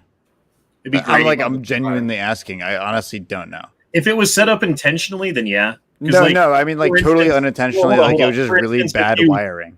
So like you could set up a shotgun at your front door with a string attached to the doorknob, so that when someone opens it, about fucking hold on, I'm and firing pins. Well, I'm making an equivalent. Don't ever consider Shut the fuck up, Jesus. So like the shotgun and the door, you intentionally set it up. Someone opens the door, they get shot. That's murder. You set up a booby trap, right? Like if you have a shotgun and it's loaded and you accidentally shoot it, that's not. And like someone dies from you accidentally shooting it, it's not murder, but it's still a crime. That's really the question. I mean, like totally accidentally. Could they throw that against you? It's like that would make me even more pissed off. Like I genuinely mean accidentally. Okay, we can't talk about this because Corey's dual streaming right now to Twitch, and Twitch has rules. But I'll just say the statement. Oh, yeah, hey Corey, you want to see my? I will just say the statement that won't get you in trouble as long as we don't elaborate. Okay. I mean, okay. 16-year-olds dropping dead of heart attacks on football fields, and people don't even care. It doesn't even make evening news. People have no moral compass anymore. Not going to say why that's happening or anything about anything. Well, it kind of does, doesn't it? Who's mandating the Jabberwocky? Yeah, who's mandating all this shit to kids so that they can play sports? Fucking weird people who want to get inside of other people's bodies, which sounds like rape to me. That's true. Yeah. Jeez. Yikes. I think the takeaway from these cop videos is don't talk to fucking cops. Don't answer your door. Don't open your door. You can go. Again, let me emphasize with the American assemblies, right? They're not in our jurisdiction, the American land and soil jurisdiction. They work for the Queen. They work for the Maritime Admiralty law, which is not American common law. Different. It's totally they're not in the same jurisdiction. So are they really Americans? Are they really serving American interests? I mean, it's like that right there. If you told our founding fathers that, they'd be like off with the head. You know, like they wouldn't. It's like hang the tyrants with blood. It's like, whoa, what are we talking about? Dude, the fucking founding fathers went to war with England for much less. And they're farmers. They had like barely 1% sugar tax. And they're like, let's start killing cops in the street. It's like, holy shit. In retrospect, a 1% sugar tax. Imagine that shit. Yeah. Tulsi Gabbard and FBI and intel agencies commit treason trying to steal our democracy. So this goes on to say how the FBI has gone to Facebook and to other social media organizations in order to cover up certain information directly before an election in order to affect the election. And spelling it out. I mean, again, that's something we can't talk about on YouTube. So there's that. Much to add there, yeah. But honestly, I'm not fully in support of the rigging. This is a perhaps video of some of the what's the Tesla rocket called? I forget. SpaceX. Falcon 9. So this is the Falcon 9 being launched. Someone's filming it from an airplane window. I just thought it was a cool video. Awesome. Oh, yeah. I thought maybe it was the aliens leaving Duke's house. Yeah. Both. Duke is terrified of aliens. Yeah. Really? I've seen a UFO. Oh, I've seen 2 UFOs. The UFOs are all ours. Were you sober? There's no alien UFOs. 100%, both times. Okay, yeah, I was super sober once. I don't count the ones that I've seen when I wasn't sober because who knows? DMT is awesome, by the way. This is why his camera's not on. You have to be wondering what he's doing right now. No, it's me looking for a beer and realizing that my camera's off. How about that? Is it though? Okay, USA facts. Reminded me to be... USA life expectancy is at a 25-year low. Low. Isn't that interesting? We're on our way to Japan. Well, Elon Musk is definitely right about that, by the way. And Elon Musk says the #1 threat to human civilization is our birth rates. I mean, you can't really disagree with that. Because it's not high enough, to be clear. Yeah, the overpopulation meme is a meme. It's just like it's all garbage. You can literally fit every single person in the entire world in Rhode Island. And we in all have Texas 6 feet to spare. or Australia. No, literally Rhode Island, and we all have 6 feet to spare. It's fucking crazy when you actually think about it. It doesn't sound like a very fun way to live. Think about this, right? For a second. But do you realize how small Rhode Island is? It's What really if they're telling us that there's billions of people on Earth, and in reality there's way less, and they're just saying there's that only one, and it's just you. Yeah. I mean, really, like think about it. It's possible that the numbers are way lower than what we're told, and that is part of selling. You guys ever that heard of idea. a dead internet theory? Let's go. Yeah. Yeah, that is interesting. Like, how would you know that it's not 1 billion, that it's 7 billion? You're going to count everybody? A lot of places You're going to spend some time going through and being like 1, 2, 3, 4, 5, counting every fucking person, making sure you're not double counting people. That's another problem with government, the census. Based on my elementary evidence as somebody who plotted all this shit that I've been to, TripAdvisor said I've been to 10% of the world. Oh, we got to skip this one for your show. Sorry. Okay, well, listen, I don't want to stop the whole program. Jeez. I didn't pull up too many. I put this all together before we talked earlier, so sorry. Dude, we have the One Great Work Network live stream on Twitch 24 hours a day, and I'm sure some things go through it. I don't think it's a big deal. I'm just saying. We got Fox 31. This happened the other yesterday, last night, maybe Friday. I don't know when it happened. Doesn't matter. 2 Lamborghinis in Denver, both drivers drunk as fuck, decided to have a street race. Both of them completely destroyed their Lamborghinis, dude. Look at this one. Honestly, if you're gonna do it, do it. Pretty sick. And then look at this one, dude. Holy shit. Yeah, he fucking went for it. I'm down with Jesus.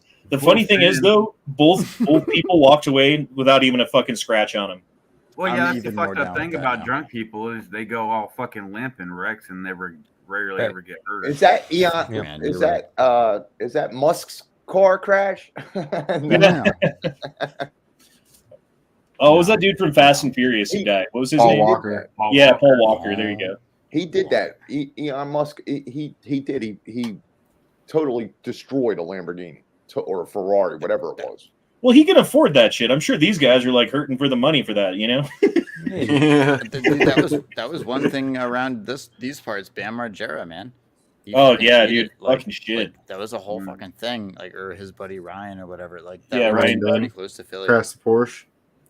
Yeah, that's a sad story, man. Just wrapped it around a fucking tree for no. Out of all those dudes, Ryan Dunn was the one I liked the most. Yeah. It's one of those and it's all this shit. It's clearly a good dude who wasn't trying to hurt anybody. And that's we got another one that I gotta fucking pull up from my list. Where is it? Show me more of your tweets. Meme time. Here it is. I like this format. New Yorkers are angry. I am angry too. We have not asked for this. There was never any agreement to take on the job of supporting thousands of asylum seekers. This responsibility was simply handed to us without warning as buses began showing up. There's no playbook for this, no precedent. Fucking bitch, dude. Yeah, it's funny. Okay, so here's what I wrote. It is Democrat policy that invited these people into the country in the first place, at least in the recent past. If you go back far enough, it was the people on the right who were doing it because they wanted labor for cheap and shit for their big business interest or shit or whatever. But let's just focus on the here and now, right? New York has been Democrat for years. Other states have tried to stop this and have been flooded by these people for years. I thought New York has a brand. Now that brand comes with a side of salsa. I thought that was funny. Fuck off. No one laughed.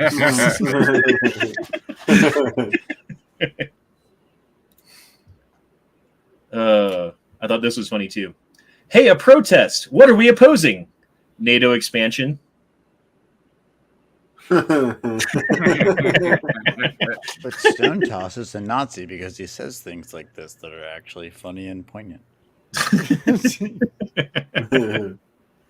Jesus. Oh, yeah, Johnny Knoxville was fucking funny too. Okay, maybe Knoxville was my favorite. You're right. God damn it. Proving me wrong. Wait, so hold on. So we gained a king of Surströmming. Matt, you've had some pretty awesome takes. But Xanatos and King, I'm kind of curious. How King is Corey. He's the same dude. Yeah, he's called the. Tell him why you're the king. Tell him why you're the king. He's a better Corey. Yeah, I'm the OG Corey. I'm the king of surströmming because we went to Tulsa and a member of the chat had sent us a can of surströmming, which is fermented fish, and I was the only fucker to actually eat it. It's the nastiest smelling food product out of a can in the history of food products and cans. Yeah, all the other guys by far they were a bunch of pussies. I couldn't. I don't mean this. Fuck you, because I was the only other one that got even close. I couldn't get within 6 feet of that shit, dude. Like I'd get close enough to smell it, and I'd start fucking wanting to throw up and bullshit. Honda Dunn started sprinting the minute I grabbed the can and like turned towards him. He sprints up a fucking hill. Yep. To get away from it. I had to. Otherwise, I was gonna throw. Yeah. Fucking stomach butter. Show a quick clip of that video. Okay, this one sounds fucking like he's got Russian blood. I don't know. Sorry. Oh, I should have downloaded this fucking video. No, I'm mostly German with Irish. There you go. Close enough. Das Boot. Das ist Boot. So someone is producing fentanyl that looks like candy in multicolors. And the story is that people are threatening or have been quoted or something like that they're going to give these to kids at Halloween so that they go trick-or-treating, they get a bunch of candy, and they just eat this shit because they think it's like a Skittle or something. Yeah, I if saw it was this. Molly, that's fine. I saw this. This is like more propaganda to fearmonger against children trick-or-treating. Not that they have a sense of community or anything. They've done this for years, right? Do you remember the fucking Razor Blades and the Snickers bars and shit we had growing up? Like the same garbage in an apple, whatever. So I hope you're right, and that they're just one of those old guys. I know the actual story, which is wherever that fucking we're gonna give it out at Halloween shit came around. That's I don't know where the fuck that came from. The actual story is Border Patrol seized a whole lot of fentanyl that was printed out or whatever they do, stamped out in various colors that was actually being transported and smuggled in containers that were candy. So there was never a theory from Border Patrol or anybody else that this was going to be given to kids. It's that's how they were trying to get it across the border and get it into the United States from Mexico, was as if it was candy. But that this was just more fentanyl is what this was. So I don't know who started the whole, they're going to give it out at Halloween to kids. There was nothing in the original story about that. And they did seize it all. So you're absolutely right. It's all speculation on their they're just part. using that story as fucking fear mongering. I will say that candy is probably just as bad as whatever this is in heroin. No, I'm just kidding. But it is actually in studies. If it was MDMA, I'm fine with it. There are studies that prove that sugar, regular white sugar, is like 9 times more addictive than like cocaine, for example. So take, for example, high fructose corn syrup, or even a way more extreme version of regular sugar, which has a higher glycemic index. By the way, I know like the health stuff. So I talk about that sometimes. And you talked about milk before. It bothered me. You talked about milk prices. Just buy raw milk, everybody out there. Don't buy regular milk. Just please do research on milk and find out it's trash until you get raw milk and find out it's the complete Do you opposite. realize how hard it is Anyway. to find raw milk? We'll find it. Just connect. Okay, so what you do is go to Weston A. Price. Go to the Weston A. Price Foundation website, and you can look up raw milk farmers, and they have a whole directory, and you can contact anyone, even in states where they say you can't have them. Well, screw it. I can get raw milk anytime I want because my sister-in-law. Hey, we don't need to know what you and your sister-in-law do together, okay? Stop milking your bowl. That's not how it works. I get raw milk. Anyways, I just want to what was I saying? Yeah. Anyway, sugar's bad. Yeah, everybody knows that, but it could be just as bad as drugs. Let's be real. If you don't mind, I'm going to go, Honda, but I appreciate it because it's 12 o'clock, so I just want to... Oh, man. I'm sorry. I feel like we just fucking, ruined... God damn it. You guys are assholes. This is Corey. Corey's a good guy. Stop being an asshole to Corey. I'm cool, man. No, I'm cool. I like the conversation. Dude, I used to be in panels where they're like, okay, every person has 1 minute each. And I'd be like, what? Yeah, and I don't like that. It's like, I can't interrupt them. Like, it's like, what, can I just say good job? Like, it's like, no, stop talking. I fucking love you, but you have the ability to talk forever. Yeah, well, that's the peak of being a streamer yourself and also a YouTuber. So it's like you just can't help it. So, anyways, thank you, Honda. Great show, by the way. Great content, and keep it up. And everybody in the chat, keep it up. Do you want me to post the summit that I'm hosting with over 40 speakers, or no? Yeah, dude, post anything you want. Post it. Okay. And I encourage everyone to check it out. Cool. So, I posted it. I don't think it works as a link. I don't know why, but because you're not post it in the private chat. I'll repost it. Yeah, only mods can post clickable links. Oh, in the chat. I see. Tara, Darn that it. sucks. I wish I could delete the comments. I'm sorry to hear that. But yeah, thank you. And anybody on my Twitch, they can go over to your chat. I'll link your chat to them.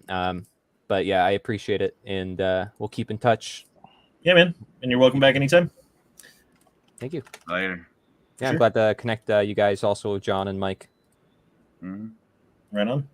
Speaking of John, St. John, this is you, yeah? You dropped this super chat? Okay, good. I'm not just someone pretending to be you or something. St. John Penule? What? How do you say that? Can you say that for me? The full name? Okay, so it's St. John Penuel Chichester III. I wouldn't have got that. Exactly. And you say, thanks for having me on the panel, bro. Honestly, I appreciate you being on the panel. Back at you, bro. Really, really, truly. Peace out. See you, man. Later. See you, Corey. Ghost Shadow dropped in 5 and said, in Anchorage Hospital X-ray Halloween, Wait, let me start over. In Anchorage, hospital X-rayed Halloween candies found needles and other objects in candy treats handed out. That has happened. It does happen. There are sick fucks out there. There are pieces of shit out there who will do things to hurt children, and they should all be put against the wall. Yay! We put maps on the wall. Yeah. I mean, if you want to hang them up like maps. Speaking of which, look at this. This is another person who should be put on the wall. This is why you don't put your kids in fucking daycare, because these daycare workers are pieces of shit. And you can't hear it, but she's screaming at the top of her lungs in these kids' faces as they cry and scream and running around All and they're doing it trying to other to eat. kids. That's some bullshit. That bitch needs to be fucking bitch slapped across the room. Just saying. Yep. And if this is one of my kids in that daycare and I found out that happened, I would find out who that bitch is, and I can't say what I would do. But how do we get the good GIFs otherwise? Why can't people just leave fucking our children alone? I swear to God, man.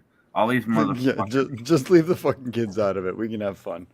Look at her, dude. No life, bro. And here we all are worried about guns. It's still going. I didn't realize it was the same one keeping on going. Holy shit. When there's this lack of morality going on. There's still a minute and a half of this, by the way. This keeps going. I get it. If it's one weird scare, whatever, I kind of get it. But so she's going room to room, scaring all these fucking kids. Yep. And the other daycare workers are like, "That's awesome. Let me encourage it and record it. This is so great. You should do it some more to these kids because they're crying too." Fuck you against the fucking wall. Mm-hmm. And they don't even have proper Venetian masks. If you're gonna do it, do it. It's bullshit. I was gonna say 10 mil was created for a reason. Look,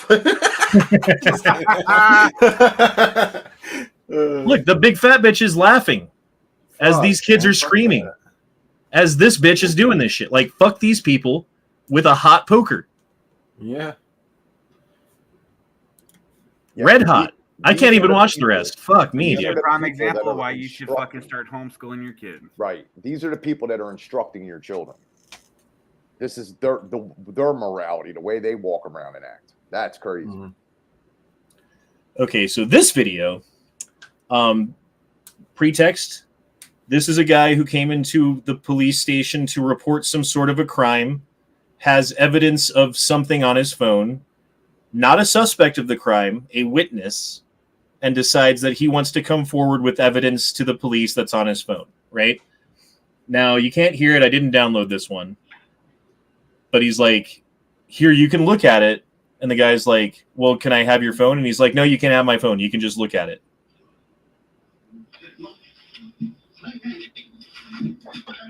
What the fuck? Not a suspect. And they're like, we're going to take this as evidence right now. What's wrong with you? Because he tried to, like, not let them have the phone. So they punched him in the face. And, yeah. We actually heard that. I heard that recording. You heard it? Yes, I heard it. We can hear it through your speakers, dude. Do you see how they're trained to block cameras all the time? Like, that was the first thing he did was step in front of that camera so you can't see what they were doing. That's a great point. I didn't even think of that. Okay, this is the only thing that Brandon has done that I agree with. But I found out earlier today that even though he pardoned everyone who has had a single marijuana possession charge on the federal level, that does not affect any state charges that you may have had. And if you're in prison, guess what? You're still in prison for it. So it really didn't do anything. But if you've ever had a federal marijuana charge and you have served your time and you're now out, as long as it's only possession, you are now exonerated from your crime and you can go get like a job with the federal government or whatever it is. Do you still have to get that expunged or does it automatically get expunged? I think that it's just wiped off the record or they don't even look. Okay, and this story pissed me the fuck off. Police in Odessa, Texas arrest Marcus McCowan on October 3rd, who allegedly assaulted hospital staff and strangled 2 newborn babies at an Odessa Regional Medical Center. The affidavit says both babies turned blue from lack of oxygen. Responding police were then attacked by the suspect. So dude breaks into a hospital, attacks hospital workers, makes his way into the newborn, like, fucking preemie ward or whatever, and decides that he wants to kill some babies. So he strangles 2 babies until they turn blue. Both babies lived. Thankfully, like, if you're a newborn baby, you can actually go a really long time without oxygen for, obvious reasons. But, yeah, like, tried to murder babies in the crib. He should be hung. He should be hung. That's still just fucking saying. Horrifying. Just imagine if those hospital employees were carrying firearms. How that'd be game over, bro. Yeah. Probably have some kids with some hearing damage. But, it's better that I'd have my newborn with a little bit of hearing damage than not at all. To be fair, the whole fucked up part is we would probably all be seeing this as a major, like, national case of, like, why should nurses have firearms? It's like, we didn't have any proof of him showing up to kill the baby. It's like, no, that's what he was going to do. And he did that. Like, you know what I mean? Like, we know the timeline where he did that. It's so fucking frightening to think about that shit. Sorry. Honestly, that sucks. That all sucks a lot, man, to think about. I'll be totally honest. Okay, so I've been told I need to check my Discord messages from Ghost Shadow, who says that woman at daycare coat her tampons with Carolina Reaper sauce. Yes. Yes. Someone needs to make that happen. Yeah, seriously. And put it on the internet, make it viral, her reaction. Yeah. We all enjoy ourselves and laugh. And put her one of those chastity belts with a fucking ironclad lock that you can't take off, so she can't get it out. Yeah, fuck yeah, dude. Fuck that bitch.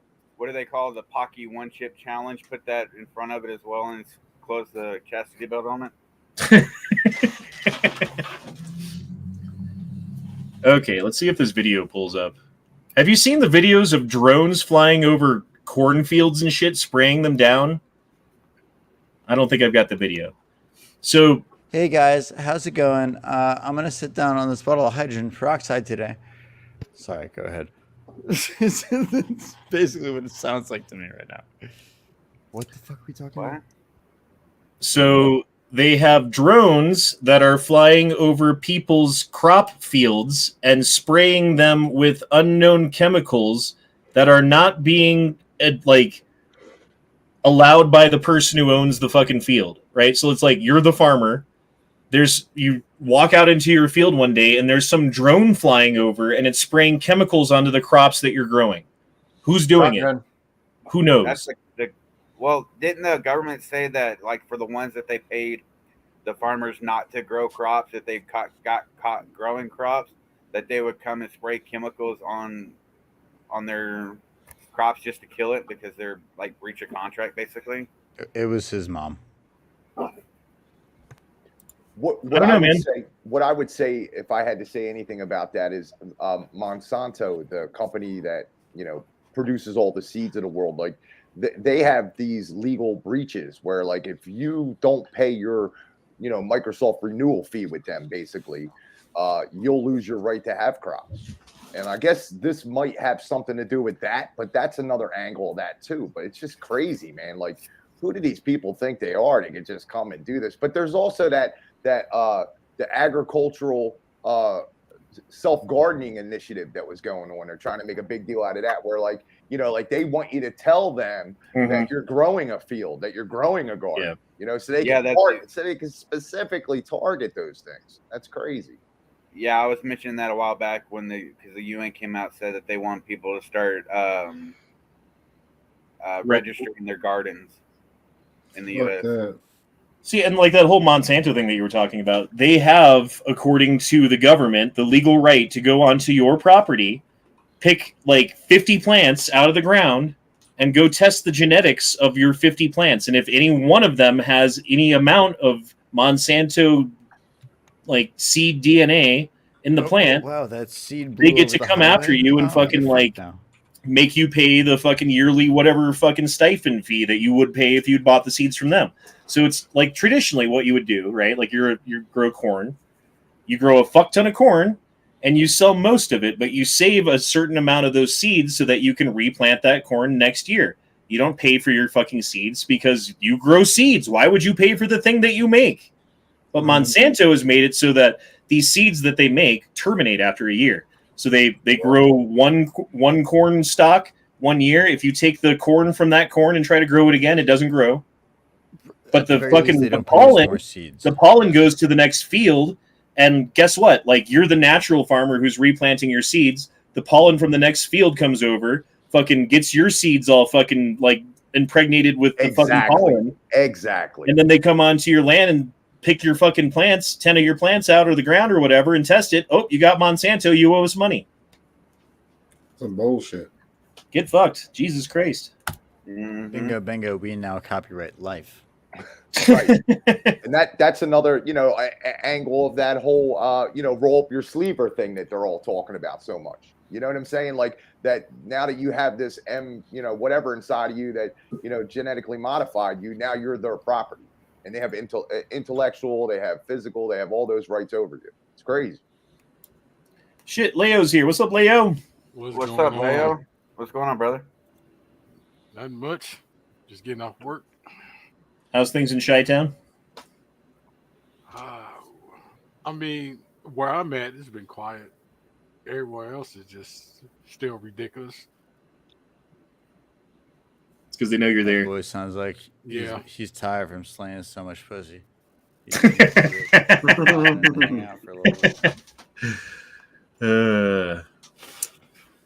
I saw this article and it kind of pissed me off. Buying a home in Colorado is expensive and the cost of living is high. the median sales price, median meaning the like majority of houses were sold at this price in the Denver metro area market is $620,000 in the month of September. Damn. Why do you think I left? Dude, I was looking at houses a while back. There was it was a 2-car garage that had like an A-frame top on it.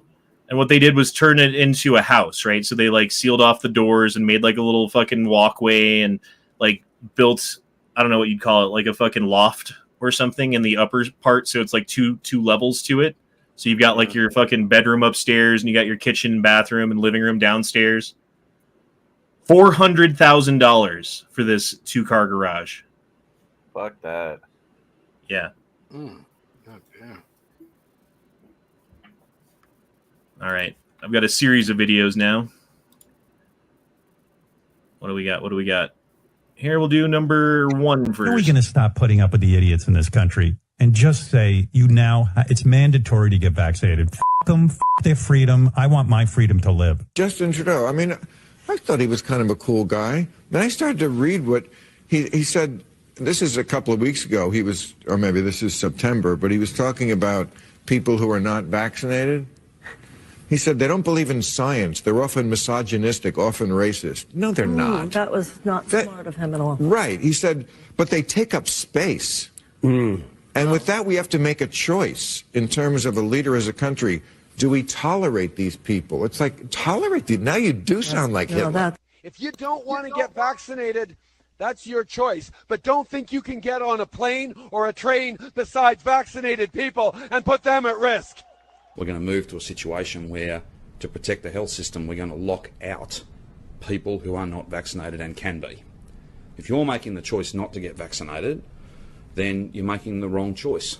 You're making the wrong choice. And for safety's sake, and back to that point about how much work our nurses have to do, as this becomes absolutely a pandemic of the unvaccinated and we open everything up, it's not going to be safe for people who are not vaccinated to be roaming around the place spreading the virus. That's what they'll be doing. Dank Ihrer Leistung ist das gelungen.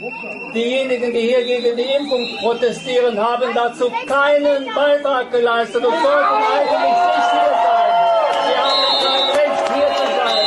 Hier sind diejenigen, That's an interesting hand movement for a German to have. keinen Beitrag geleistet. Und ich finde es eine Unverschämtheit, dass sie noch die Stirn haben, hier die berechtigte Demonstration derjenigen zu missbrauchen, die gearbeitet haben, die es jetzt wieder tun, die wirklich belastet sind.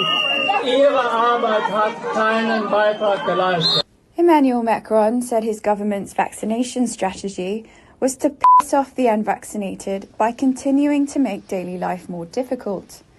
In an interview with the French newspaper Le Parisien, he is quoted to have said, "I'm not about pissing off the French people, but as for the non-vaccinated, I really want to piss them off."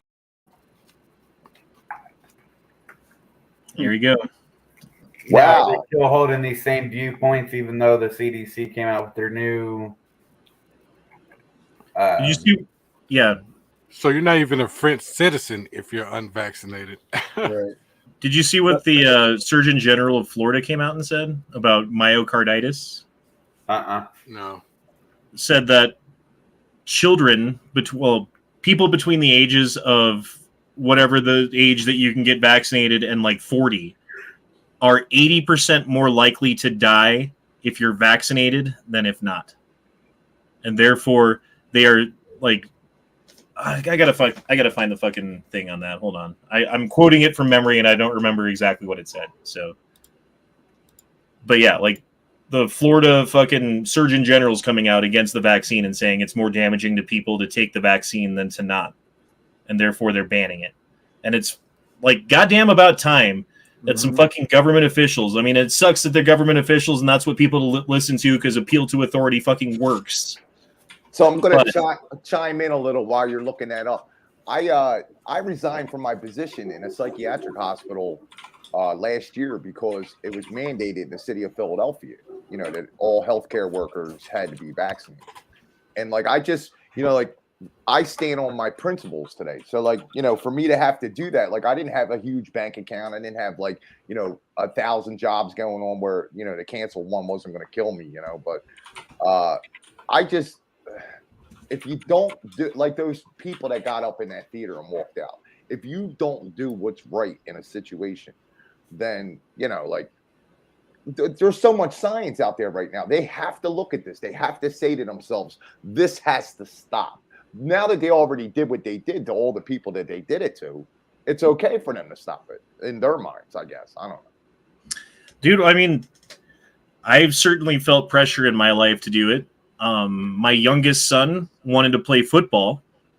Couldn't, because you have to be vaccinated to play football, and he's based as fuck and is like, I'm not going to get vaccinated. And I'm like, good job. Raise you right. Good job, man. You know?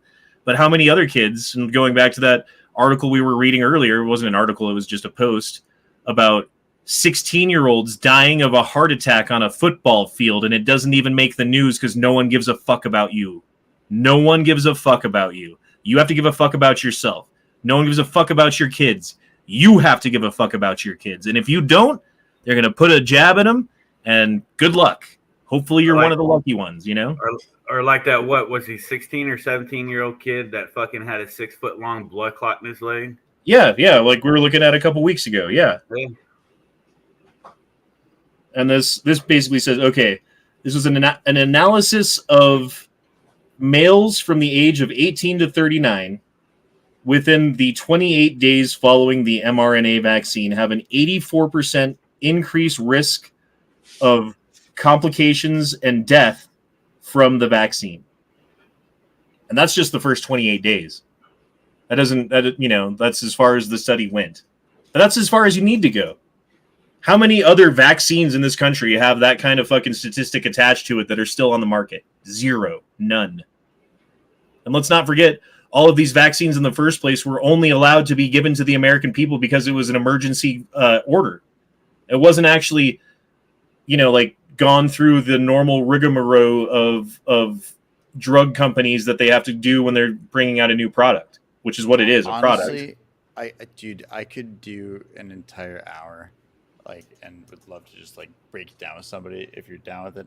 But of the whole, just the 2 weeks until you're vaccinated thing, and how that makes mathematical equations always look in your favor, even when harm is actually happening, and it's really fucking crazy. Well, that's another vector of it too, right? It's from a smaller group into a bigger group, and it's just use basic statistical research and think about it for a couple minutes. Okay, if you have a smaller group going into a bigger group, and we have 0% into 1% into 2% into 5%, and then this thing's also doing it makes even saline look harmful, and then it's actually kind of fucking crazy when you really break down the math. Well, the whole what is it, 2 weeks until your status is vaccinated? And that's obviously. So if you die before that 2 weeks happens, then it's he died, but he wasn't vaccinated, so it's not our fault. Really, so why? So why is that the case? Even in their terms, right? And their terms, the understandable terms is because your immune system has to integrate this thing into it and not fight it as much, essentially. Okay, so your immune system's doing extra work. Oh, hey, wait. For no reason? Does that mean your immune system might be slightly more vulnerable? Is that possibly a thing? And then hey, you're way more likely now all of a sudden because you caught coronavirus because your immune system is vulnerable. Dude, it's so easy when you actually step into it for a couple of minutes. It's to just destroy the entire narrative. And honestly, the entire key of it is that 2 week thing, because it makes all of the math work out, and very much in the favor of no good reason, essentially.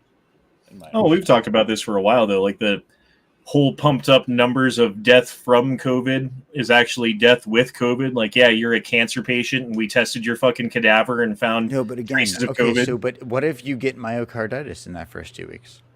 Oh, well, then it's, yeah. It's attributed to COVID. Wow. Crazy how that works. Yeah, because that's another you death. Obviously aren't vaccinated yet because it hasn't been 2 weeks. Or you look at the VAERS self-reporting system online, and having these arguments online with people is fucking pointless because they'll be like, "Oh, it's self-reporting. It's not actually a doctor." Show me your numbers. Yeah, right. It was good enough for 30. It was either good enough for 30 years to say the last 30 years was safe, or we shouldn't trust any of it. That's basically what I hear when somebody would. Well, yeah, I mean that was the system that they used forever, or at least since it was created, right, to track these all kind of the of vaccines things. for the last 30 years are either safe, or this whole system is not valuable, and we have no good data, public data, on like mass vaccination. And the whole Pfizer information dump that they had, because they were supposed to come out with everything by like 2070 or something like that. And honestly, that judge is a fucking boss. That's a move. That's a serious move to say, no, you're dumping this shit and it's due in 30 days.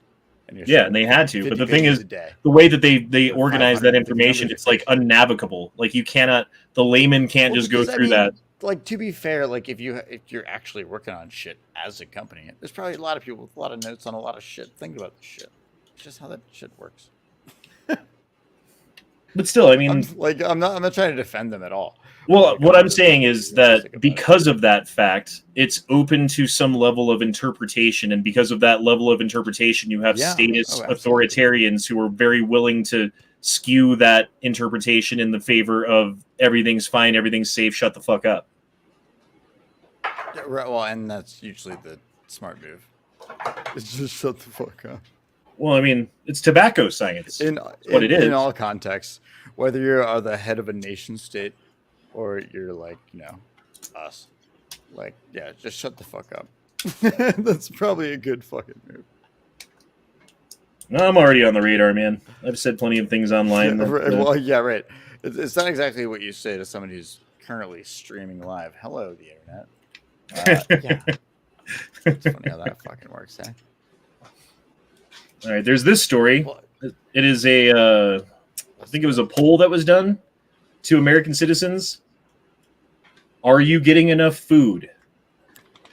18% say they're not getting enough to eat. 31% say they're skipping meals or cutting portions to deal with the price of food, while the other half of America is still being able to eat whatever they want or whatever still. But think about that. Like that's when things are still going good. I mean, to some extent, there's inflation and bullshit going on, and how many fires at food plants and stuff like that, and bird flu killing millions of birds, and I don't know, like the farmers being taxed out of existence, and cows being cold because they can't afford the fucking hay. All that stuff's going on. So I'm going to just jump in here because I do watch a guy. His name's S2 Underground, and he actually breaks down all that stuff in monthly reports, where you could actually see like the exact date, time, location, and he has it zoned whether it's suspicious or definitely a deliberate attack or all that kind of stuff. It's S-2 Underground. Hold on, did I say that right? S2. I want to make sure I'm saying it right. S2 Underground. Yeah, on YouTube. Yeah, he's on YouTube. It's really good content. It's definitely some dude who probably shouldn't be talking about what he's talking about, or at least gets no. But I'm saying he that's talks what it about, seems like. Yeah, that's him right there. He talks about some really good stuff, man. He talks about I haven't followed communications and everything else. So yeah, it's real good stuff. But he does break down the monthly reports. So you see where it says June Intel update. Like if you look at those type of videos that he puts out, listening posts, he talks about all these different things. But if you look at any of those updates, he actually breaks down, like the church fires and all that kind of stuff, like any kind of infrastructure or logistics that have been attacked. Not to plug other people, but is a source of information. No, I like it.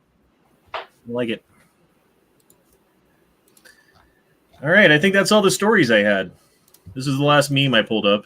The Biden crime family on the take for 40 years. Massey. Corn Pop was a bad dude.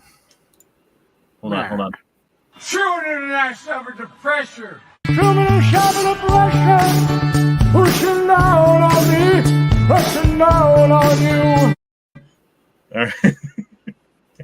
All right, Peter. Oh boy. So that's the show, man. You guys got anything you want to cover before we get out? Any plugs you want to make? Anything like that? Government is slavery. You have value. Don't feel alone. I'm going to plug the network I belong to. It's called the OneGreatWorkNetwork.com. And you can find any of my work at thelostprinciple.com. You can type in hashtag Dynasty Recovery Lifestyle. It's Dynasty, like kill self, kill ego. You know, we have to recover some things. Some of the things we're recovering is the Second Amendment. So I'm glad I was a part of this panel. And thank you for having me on. Dude, if you have any links, drop them in the side chat, and I'll put them in the regular chat if anyone wants to check them out. Matt, you got anything? There is no Matt, only Zool. Penis. I know you have a penis. That is all. There is no Matt, only penis. Shaped like a tuna can.